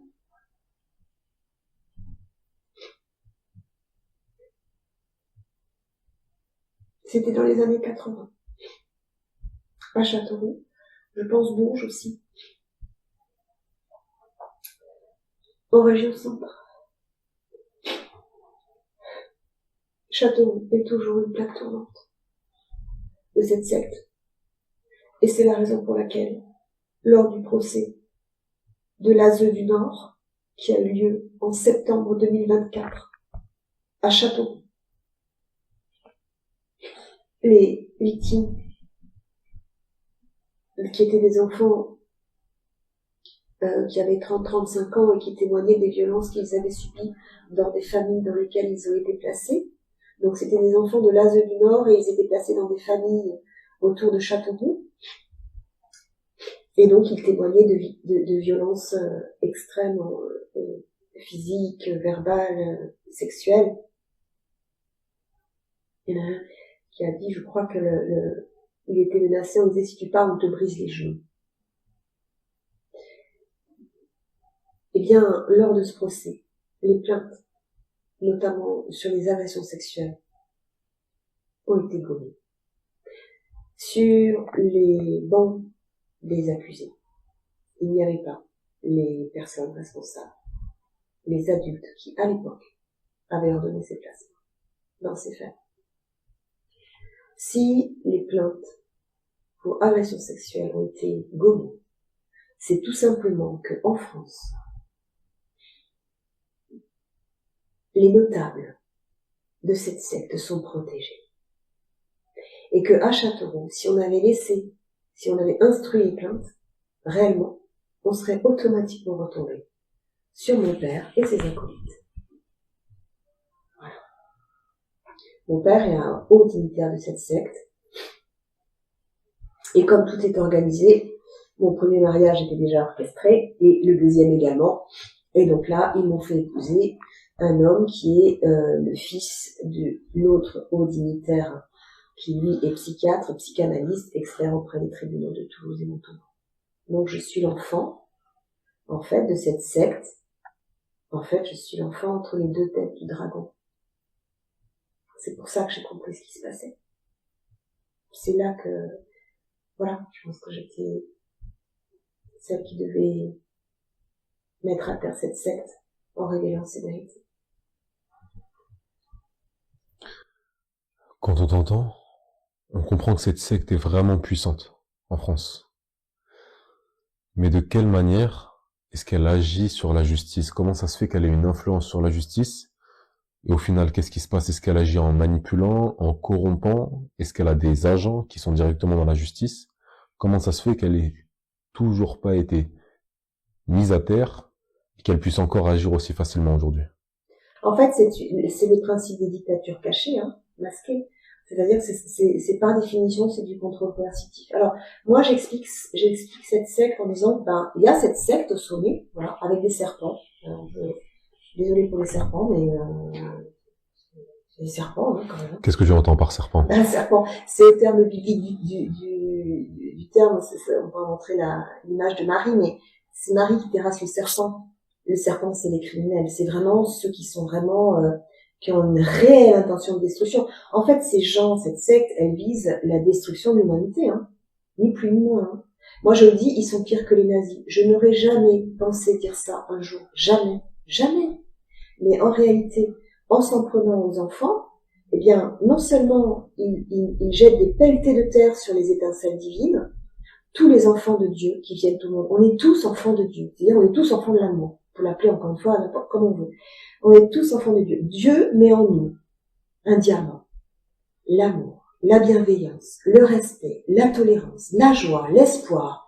C'est-à-dire, quand on regarde un petit enfant qui vit dans des conditions épanouissantes, c'est un petit joyau, c'est une merveille, d'accord? Bon, un enfant qui est agressé sexuellement, je vous l'ai dit, il a plus que la mort comme sensation. Donc, autrement dit, c'est pète de terre sur le diamant. Alors, évidemment, après, l'enfant, quand il grandit, soit il devient lui-même un bourreau. Alors, un bourreau vraiment psychopathe, pédocriminel, voilà, pour certains. D'autres, voilà, je pense qu'il y a évidemment plusieurs niveaux, mais d'autres deviennent, je crois, des agresseurs parce qu'il y a quelque chose qui s'est inscrit dans leur fonctionnement. Par exemple, je fais une distinction entre mon géniteur et mon frère aîné. Vous voyez, je fais une distinction. Il y a plein d'adolescents qui agressent d'autres enfants parce qu'en fait, il y a une sorte de conditionnement qui est derrière. C'est pour ça qu'il faut agir, il faut sauver nos enfants et nos adolescents. Et donc, j'explique que les étincelles divines sont jamais éteintes complètement. Hein. Jamais. Hein. C'est ça, c'est pour ça qu'ils n'ont pas gagné les autres. Mais en tout cas, c'est ça leur intention. Donc, ils nous transforment, en fait, ils font en sorte que la pédocriminalité se développe d'une façon exponentielle, parce que soit on est bourreau, soit on est un adulte souffrant, comme je vous le disais tout à l'heure, c'est-à-dire avec des maux de l'esprit ou du corps qui font que, en fait, on ne peut pas être celles et ceux qui sont aptes à rayonner de tout ce qu'on est normalement. Quand on est en souffrance, on peut pas être on peut pas être avec les autres, on peut pas être tourné vers les autres, et surtout, on peut l'être. Alors, il y a beaucoup de psychologues qui sont dans des souffrances ou des accompagnants, etc. Mais c'est surtout on est manipulable à souhait. Donc, autrement dit, d'un côté, vous avez les tyrans qui se développent avec plein de pédocriminels, et de l'autre côté, des personnes qui sont victimes et qui sont des moutons. Parce qu'en fait, on ne peut pas réagir. On est 14 millions d'adultes à avoir été victimes d'agressions sexuelles dans l'enfance. 14 millions d'adultes. En France ou dans le monde? En France. Ce sont les derniers chiffres de Muriel Salmona, qui est spécialisée sur ce sujet. D'ailleurs, elle a édité 2 livres, dont un dernier, je crois que c'est enrayé, La fabrique des bourreaux, des manipulateurs, je sais pas comment on l'appelle. Bref. En tout cas, et 70% sont en amnésie traumatique. Ce qui explique que, justement, du coup, c'est pour ça que, en fait, il y a ce déni, c'est que beaucoup de personnes en France ont été victimes elles-mêmes et donc ne peuvent pas entendre cette réalité des agressions d'enfants. Puis après, il y a les autres personnes qui, de toute façon, c'est inentendable, franchement, l'agression d'enfants, c'est très bien. Voilà. Mais ce qu'il faut bien comprendre, c'est que cette secte, donc, ces criminels, c'est ceux qui veulent vraiment détruire l'humanité, ils agissent par 2 actions. Ils agissent ils dominent en fait d'autres professionnels par ce qu'on appelle des alliances consenties, donc pour de l'argent ou du pouvoir, un poste, une prime, voilà. Sachant que là on peut être piégé, c'est-à-dire qu'au début c'est bah écoute, si tu me rends ce service, je pourrais voilà, je sais pas moi, je te donnerai cette promotion. Bon, c'est déjà un peu fumeux quand même hein, pour moi. Enfin bon. En tout cas, pour moi ça c'est des alliances consenties, autrement dit des alliances qui valent rien, hein, parce que là c'est des alliances entre les rats, hein, c'est-à-dire que ils vont se dénoncer les uns les autres hein, pour se protéger. Ces gens sont des lâches. Ces gens sont des lâches. Mais par contre, ce qui est important de comprendre, c'est que les autres alliances sont des alliances forcées. Forcées. Ça veut dire quoi? Ça veut dire qu'il y a de la manipulation mentale, il y a du chantage, il y a des pressions, et puis après, il y a vraiment le contrôle coercitif en tant que tel. En fait, la manipulation mentale peut être une première phase du contrôle coercitif. Au début, c'est toujours pareil, c'est de la séduction. Voilà, tiens, oui, un hiérarchique, un patron qui paraît super sympa, un collègue, un notable, voilà, donc tout le monde, bon, voilà. Ça, c'est la phase de séduction, on se méfie pas. Et puis après, c'est la phase de harcèlement. Donc là, on commence à nous demander des choses, par exemple, ils peuvent jouer aussi sur le, vraiment, tu me rendrais vraiment service si tu faisais ça, parce que j'ai fait une bêtise, en fait. Et tu me rendrais vraiment service parce que voilà là je vais être embêtée, mais vraiment en dehors de évidemment tout crime, voilà, c'est juste un petit service qui paraît anodin. Et puis après c'est ah oui mais écoute là j'ai refait une bêtise, je suis vraiment embêtée parce que là si tu m'aides pas, j'aurai pas ma prime, mais j'ai déjà réservé les vacances pour les enfants, donc tu vois je serai embêtée. Voilà, en fait ils jouent sur notre corps sensible, sur notre en fait, ils nous font pitié, ces gens. Donc, voilà, on va les aider pas. Puis la troisième, c'est, bah, écoute, maintenant, tu m'as aidé, si je tombe, tu tombes avec moi. Alors ça, ils choisissent leur cible. La cible, ça peut être, par exemple, une maman qui élève seule ses 3 enfants. Et qui, du coup, va se retrouver coincée, parce que si elle obéit pas, ben, comment elle fait pour, garder son poste? C'est le cas au cas où, hein. Donc c'est le cas au tribunal, partout en fait, dans toutes les institutions. Et après ça continue, c'est-à-dire que vous imaginez bien que les juges, les avocats, les magistrats, tous les notables en fait, ils choisissent en général leur profession par vocation, notamment dans le domaine de la protection de l'enfance. On ne peut pas vraiment imaginer que ces gens passent les années de leur jeunesse à bosser comme des fous pour obtenir leur concours, s'il n'y a pas une vocation derrière, c'est pas pour de l'argent.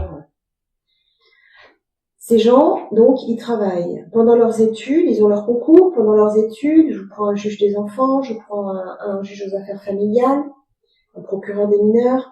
Pendant leurs études, ils voient des autopsies d'enfants. Ils voient des choses horribles, hein. Des nourrissons, hein, qui ont été violés, qui sont morts, des choses horribles. Pendant leur métier, ils ont des dossiers, c'est que ça. Enfin, c'est vraiment des dossiers où ils voient des photos, des choses horribles. Puis un jour, en fin de journée, comme ça, il y a quelqu'un qui rentre dans le bureau, puis qui pose 3 photos sur le bureau du juge. En général, une femme. La juge. Et là, ce sont les photos de ses enfants. À la sortie de l'école. Dans le parc à côté de la maison avec la grand-mère. En sortant du club de sport. Et là, elle comprend qu'en fait, ses enfants, ils sont repérés. Et puis on lui dit, écoutez, dans ce dossier-là, si vous donnez pas raison au père, les prochains, c'est vos enfants. Qu'est-ce que vous voulez comment réagit une mère? Ça, c'est vraiment le principe du contrôle coercitif, c'est-à-dire qu'ils utilisent notre sentiment d'amour pour nos proches, pour nous dominer. Donc là, cette juge qui va essayer de protéger, qui va penser pouvoir protéger ses enfants, c'est un leurre, hein, parce qu'en fait, il n'y a pas de limite. Donc de toute façon, s'ils veulent s'en prendre aux enfants, ils s'en prennent aux enfants, et la violence ne fait qu'augmenter. Ça ne s'arrête jamais avec ces gens, hein, jamais. Donc là, ça peut être ça. Dans le cadre de ma fille, par exemple, jeune avocate. Donc c'est un témoin majeur, mais comme les autres, hein, parce qu'elle n'est pas toute seule, ils sont très nombreux en fait à être sur ce contrôle coercitif. Ben, en fait, c'est si tu te rapproches de ta mère, on la tue. Puis tu sais quoi, avant de la tuer, on l'a torturée. Croyez-moi, elle sait parfaitement ce dont ces gens sont capables. Mon fils, qui est mineur, mais qui est un adolescent, qui a toujours eu le sens des responsabilités et du sacrifice, ben, ça va être, si tu parles, on s'en prend à ton jeune frère de cœur. Et c'est pareil pour tous les enfants, tous les adolescents. Et c'est le même fonctionnement. En fait, le contrôle coercitif n'est pas une question de genre, n'est pas une question d'âge, et n'est pas une question de profession, de religion, de niveau social. Non, le contrôle coercitif, c'est un individu ou plusieurs qui veulent dominer et soumettre d'autres individus. Ça a été étudié sur le cas des aviateurs américains qui sont rentrés de Corée et qui avaient été incarcérés dans des geôles en Corée.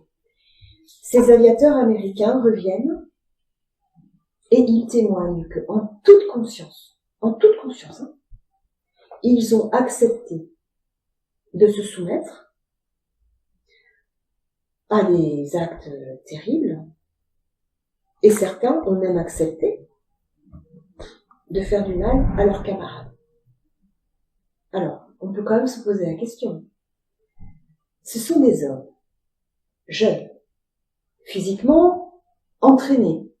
Ce sont des militaires. Autrement dit, ils ont fait des études et ils ont étudié l'art de la guerre, l'art de la résistance. Alors, comment ces personnes, ces hommes qui, franchement, sont, on pourrait dire les derniers qui devraient, en fait, céder, finalement. Comment c'est possible? Et quand on comprend comment c'est possible, eh bien, on comprend que le contrôle coercitif, c'est vraiment des barreaux de verre qui se mettent, hop, les uns après les autres, autour de la victime, les uns après les autres. Si bien qu'à un moment donné, la victime est emprisonnée, mais ne peut plus parler à l'extérieur, et personne ne voit qu'elle est en prison. C'est une prise d'otage, le contrôle coercitif. Donc, tant que personne n'intervient d'extérieur pour sortir les otages de là, ils ne peuvent pas se sauver tout seuls. C'est la définition même de la prise d'otage. Sinon, le mot otage n'existerait pas. Donc, ça a été très très bien décrit par Andrea Greff-Vintila, qui a édité un livre, qui s'appelle Le contrôle coercitif, qui, elle, le décrit notamment dans la sphère familiale, mais elle dit bien, le contrôle coercitif est un crime social et pénal, ça concerne le civil et le pénal. Et ça concerne toute la société. Et du coup, moi, en étant formée, j'ai compris comment ça fonctionne et comment cette secte domine. Elle domine par contrôle coercitif. Je vous prends un autre exemple. Un juge d'affaires familial qui arrive. Alors, on va prendre un jeune, vous voyez, qui est motivé, qui travaille super bien, qui a une super bonne réputation, vraiment, bon. Celui-là, il est un peu embêtant quand même pour les gens de la secte, parce qu'il se trouve qu'il protège les enfants.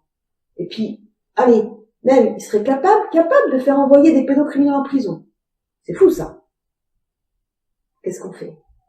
On l'envoie sur un tribunal comme Toulouse, qui est un haut lieu de cette secte, puisque nous sommes vraiment empreints de psychanalyse à Toulouse. Donc, on l'envoie là. Et puis, il arrive dans une ville qu'il connaît pas, il est invité à une soirée de notables, des gens de sa profession, avocats, tout ça. Donc, et il y va, faut bien s'intégrer. Il a une super réputation, d'ailleurs. Et là, les avocats sont vraiment heureux, ceux qui protègent les enfants, parce que, enfin, il y a un JAF qui rend des jugements en lisant bien tout ce qu'il lui est donné, les documents. Même c'est un JAF qui va aller au juge des enfants pour vérifier quand il y a déjà un dossier qui a été déposé contre un père. C'était le cas dans mon affaire. Moi, j'avais déjà porté plainte au niveau du parquet des mineurs et du juge des enfants. Voilà, ce juge-là, il a eu l'intelligence et le professionnalisme d'aller chercher les éléments au juge des enfants. Celui-ci ou un autre. Je continue l'histoire. Il est donc invité à cette soirée de notable. En fin de soirée, on lui met un peu de drogue dans le verre. Et puis on le prend en photo. Puis on fait des films. Avec dans la pièce autour de lui, des enfants agressés sexuellement. Qu'il soit acteur ou pas, c'est pas la peine. Je veux dire, évidemment qu'il est pas acteur. Mais ça suffit. Il est foutu. Le lendemain, il a ça sur son bureau, et ça recommence. Si dans telle affaire, vous donnez pas raison au père, ou à la mère, hein, parce qu'attention, il y a aussi des manipulatrices, et il y a aussi des violeuses d'enfants. Ça existe, les pédocriminels, je mets bien, des fois, au féminin. C'est comme les manipulateurs. On retombe toujours sur le contrôle coercitif. Hein. Il n'y a pas d'histoire de genre. C'est une question de domination. En tout cas, eh bien, ce juge-là ne pourra plus jamais être libre d'exercer son métier selon ses valeurs, dans le cadre de la loi et de la déontologie. C'est comme ça qu'il domine. Après, il semblerait aussi que nous, les enfants de notables, nous soyons placés. Vous avez compris que nous sommes les enfants qui ne pouvons pas disparaître. Donc, nous sommes transformés en assassins, en tortionnaires. Et après, nous sommes placés. Ils nous placent sur des postes clés. Et après, en fait, on est conditionné. Donc, je crois que il peut y avoir des personnes qui ont été victimes, qui sont en amnésie, qui s'en rappellent pas du tout, et qui sont complètement conditionnées. Il peut y avoir des personnes qui ont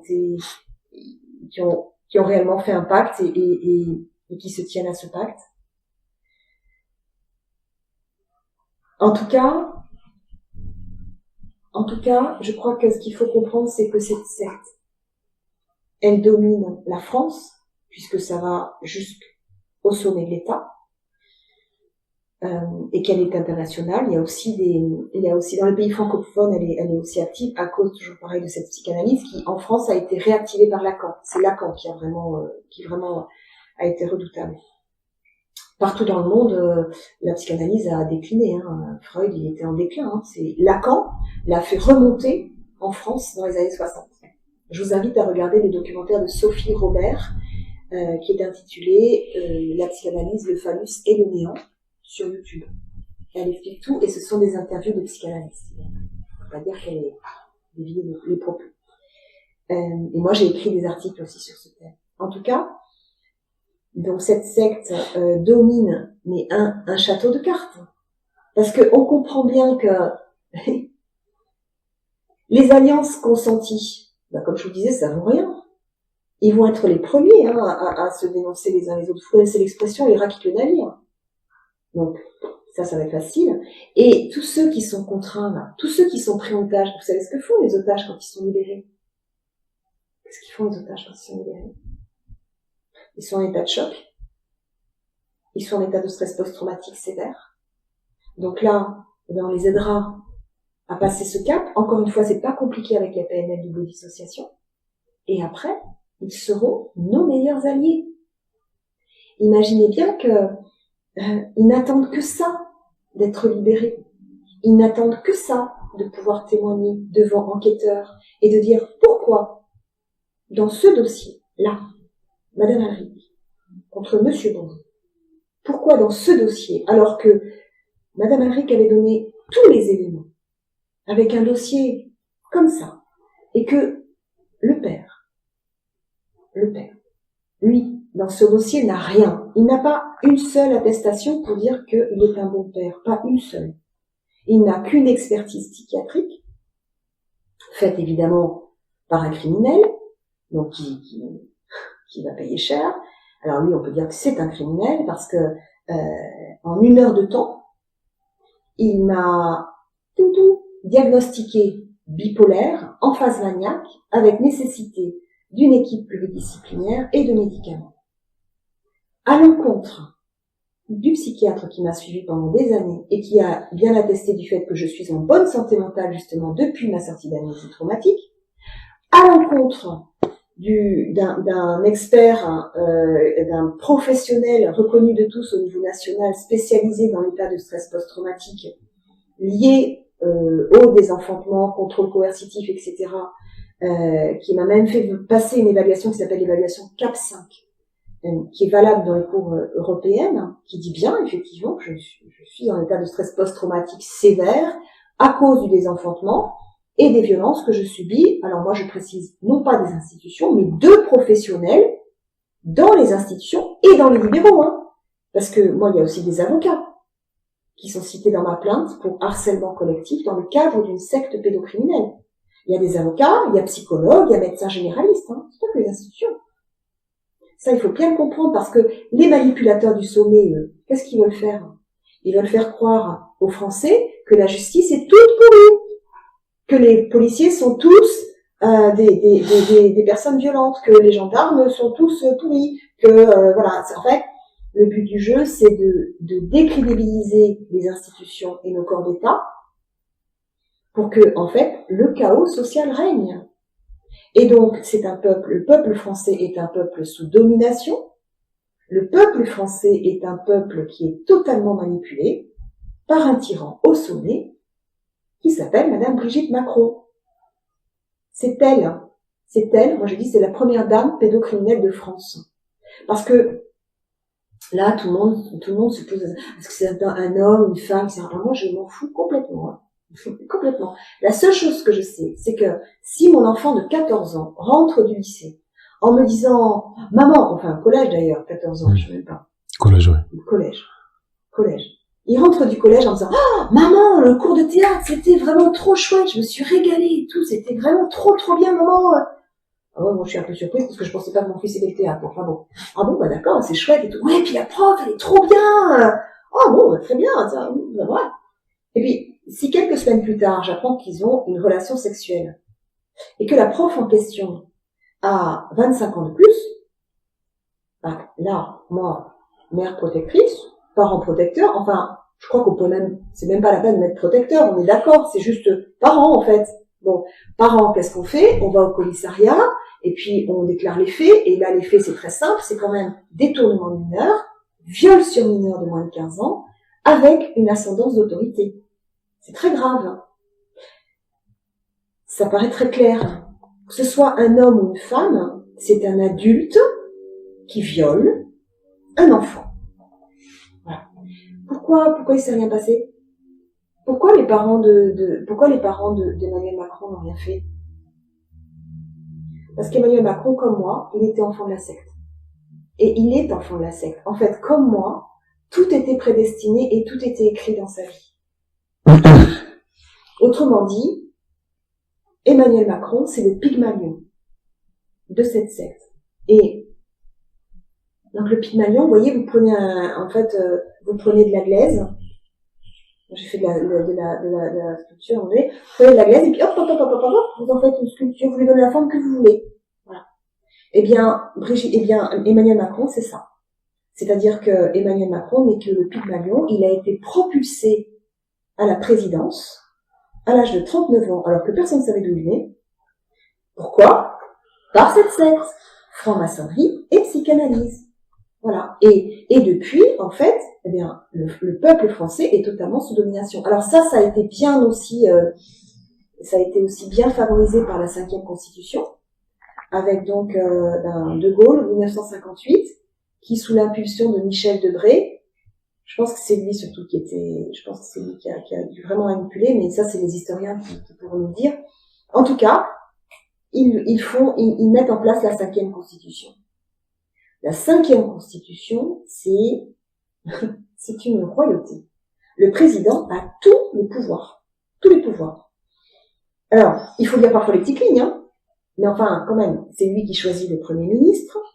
C'est lui, au niveau de l'armée, c'est lui. C'est lui qui fait le choix des préfets, c'est lui. Les ordres du jour des conseils ministériels, c'est lui qui les signe. Voilà. Et puis là, quand vous regardez un peu de près, je vous invite à le faire. Emmanuel Macron et Brigitte Macron ont placé autour d'eux tous leurs potes. Voilà, même au Conseil d'État, même président du Sénat. Voilà. Donc, en fait, ces gens, on les repère facilement. Ils sèment le chaos. Donc, ils vont essayer de faire voter des lois qui sont complètement, mais en aberration totale avec tout. Protection de l'enfance, environnement, dans tous les domaines. Quand des lois saines sont votées, la loi Santiago, il y a une loi aussi sur les aidants, il n'y a pas très longtemps, Ah bah oui, la loi est votée, magnifique. Bah oui, mais Monsieur le Président de la République, il signe pas les décrets. Et puis il fait passer un petit mot dans les tribunaux en disant surtout, vous faites pas appliquer la loi, j'ai pas signé le décret. Faut le savoir ça quand même, hein. Voilà. Donc, nous sommes dans une dictature masquée, et je dis que Macron est particulièrement dangereux parce qu'il a le sourire. Bien sûr. Par rapport à Trump, qui, bon, on comprend bien qui il est, Macron, il a le sourire. Et c'est pas pour rien que Brigitte le suit dans tous les déplacements, parce que Brigitte le domine absolument. Voilà, le domine, il est sous un contrôle absolu.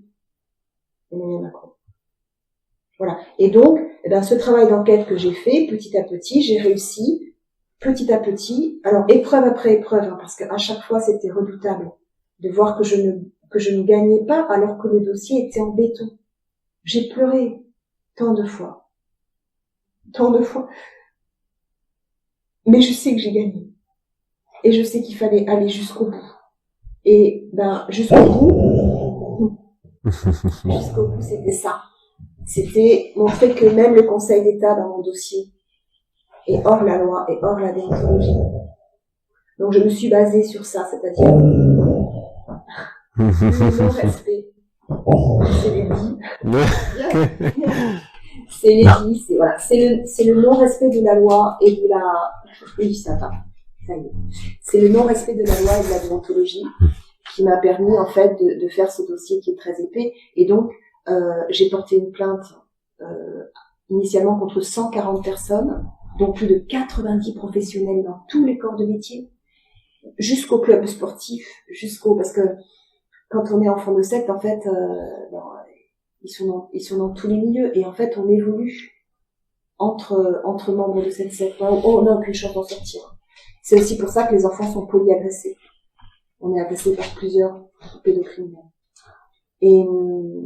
Et voilà, et de remonter jusqu'au sommet de l'État, et cette plainte donc maintenant est étendue, puisque tous les services du tribunal judiciaire de Toulouse sont informés de cette affaire, donc ils auraient tous dû protéger mon fils, ils ne l'ont pas fait, il faudra qu'ils s'expliquent. Mais j'attends une ordonnance de protection pour mes 2 enfants et moi. Le résultat sera donné par la cour d'appel le 17 décembre. Je sais qu'on a gagné.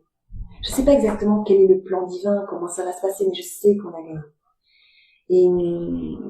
Et puis j'ai envoyé une plainte au tribunal de La Haye pour crime contre l'humanité à l'encontre du couple présidentiel et des membres du gouvernement et des membres de cette secte. Voilà. Donc là, en fait, moi je dis que je suis la cerise sur le gâteau. Mon affaire est la cerise sur le gâteau de plein de professionnels qui se battent depuis des années. Je tiens notamment à citer le travail de Andrea Greve-Vintila et de Christelle Petit-Colin également, qui a beaucoup travaillé sur ce sujet. Et son dernier livre, Agression sexuelle, trousse de secours, permettra à beaucoup de sortir d'amnésie traumatique. Il est tout à fait accessible. Voilà, elle explique le stress post-traumatique, la PNL. Donc je vous recommande ces 2 livres. Et voilà, et puis après, il y en a tant d'autres. Évidemment, Boris Cyrulnik, évidemment, sur son livre qui s'intitule Le laboureur et les mangeurs de vent, qui explique comment une population entière a pu trouver juste d'envoyer des enfants dans des camps de concentration. Voilà, on s'interroge aussi. Voilà, donc là aussi, il explique très bien. Donc, les mangeurs de vent, ce sont ceux qui, c'est la population, c'est le peuple en fait qui mange les vents. Alors moi, je parle des vents puants. Les vents puants, donc c'est la peur, la terreur. Ils inversent les culpabilités. Ils envoient des fausses informations. Ils font de la propagande. Je suis désolée, mais quand vous voyez des informations à la télé, ou surtout quand vous voyez des flashs qui vous disent appelez le 3919, je crois, pour les agressions d'enfants, on va protéger vos enfants, c'est de la propagande absolue. Hein.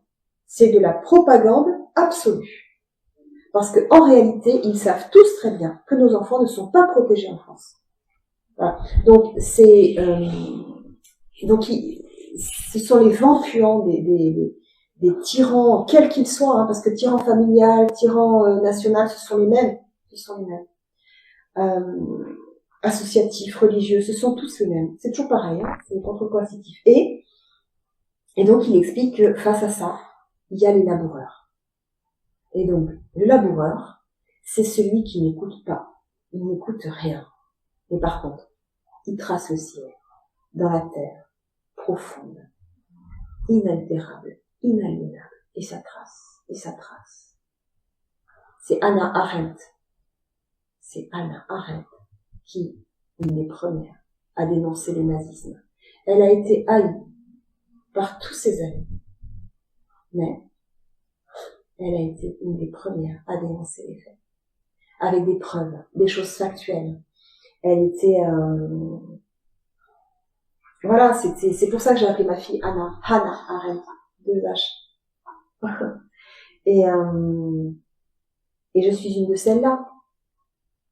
Parce que mon dossier, vous pouvez y aller. Hein. Il y a tout est prouvé. Le moindre mot que j'énonce, le moindre acte et le moindre auteur que je dénonce, j'ai les preuves écrites de ce que je dis. Parce que, un par un, sans le savoir hein, parfois, hein, mais en tout cas par écrit, ben, je les ai démasqués. Donc, pourquoi j'ai pas de plainte en diffamation? Eh bien, tout simplement parce que les otages n'attendent qu'une seule chose, être libérés, et que les criminels, ils savent très bien que j'ai des preuves. Alors, il y a bien une avocate qui a essayé de m'intimider. Une. Cette avocate, je m'étais présentée à elle en mars ou avril 2024 avec un dossier très conséquent, dans lequel il y avait des éléments concernant ma fille, qui donc à l'époque était jeune avocate. Enfin, elle était en études d'avocat, elle n'était pas encore avocate. Mais en tout cas, c'était quand même préjudiciable. C'était son intimité quand même. Bon. Quand j'ai voulu récupérer le dossier, elle me l'a jamais rendu. Jamais rendu. Ça ne se fait pas. Un avocat rend toujours les pièces, parce qu'en plus, elle a refusé de prendre mon dossier. Donc, un avocat rend toujours les pièces. Elle m'a vu une fois, elle me fait payer 150 €, et elle ne me rend pas mon épée dossier. Et donc, elle pense m'attaquer en diffamation, puisque évidemment, elle est citée dans mon dossier. Dans mon affaire, je cite cette personne. Donc, les noms, ils sont cités sur LinkedIn, je n'ai aucun problème à les donner. Donc, elle me dit, je vais porter plainte pour diffamation. Ah, je dis oui, mais allez-y, parce que je suis pas mauvaise à l'oral, enfin, à l'écrit et à l'oral, parce que du coup, j'ai plaidé seule pour protéger mon fils. Le 14 mai, devant le JAF, c'était une très belle plaidoirie. 2 jours après, comme ils se sont aperçus que j'étais quand même pas complètement... ils m'ont fait interner de force et d'office pendant 12 heures. Je reviens sur cette personne. Donc, elle me dit, mais non, moi je porte plainte pour diffamation. Mais allez-y, je suis prête. Les procès, ils auront lieu vraiment, mais alors pas en huis clos. Hein. Il y aura du monde. En ce qui me concerne, il y aura du monde. Et je dis, parce que je vous rappelle que nous avons cet échange de mails, et en fait, elle avait reconnu. Elle m'a dit, j'ai égaré votre dossier. Vous avez égaré mon dossier. Ok? Et à un moment donné, quand elle était coincée, elle essaye de... Ma chère Sophie sur LinkedIn, en message privé. Ma chère Sophie, je pense que nous pourrions... Alors je dis, ne m'appelez pas ma chère Sophie, parce que alors vraiment, je suis pas du tout votre amie. Et même, sachez-le, plus qu'un caillou dans votre chaussure, je suis votre pire ennemi. Et ça, c'est valable pour tous les tyrans. Plus aucun tyran ne me fait peur, je ne me tairai jamais, et j'irai jusqu'au bout. Je vais sauver mes enfants, et beaucoup d'autres en suivant. Voilà. Je suis une cerise sur un gâteau. Mais, croyez-moi, on va bientôt pouvoir fêter la libération de la France. Ouais. Voilà. C'est parfait. Et en suivant, je me présente aux futures présidentielles. Donc évidemment, puisqu'elles auront lieu avant 2027. Et parce qu'il faut que tout ça change. Et vous pensez bien que la première mesure que je vais demander, c'est le changement de constitution. Parce que moi, je veux être représentante d'un peuple libre et digne. Parraine.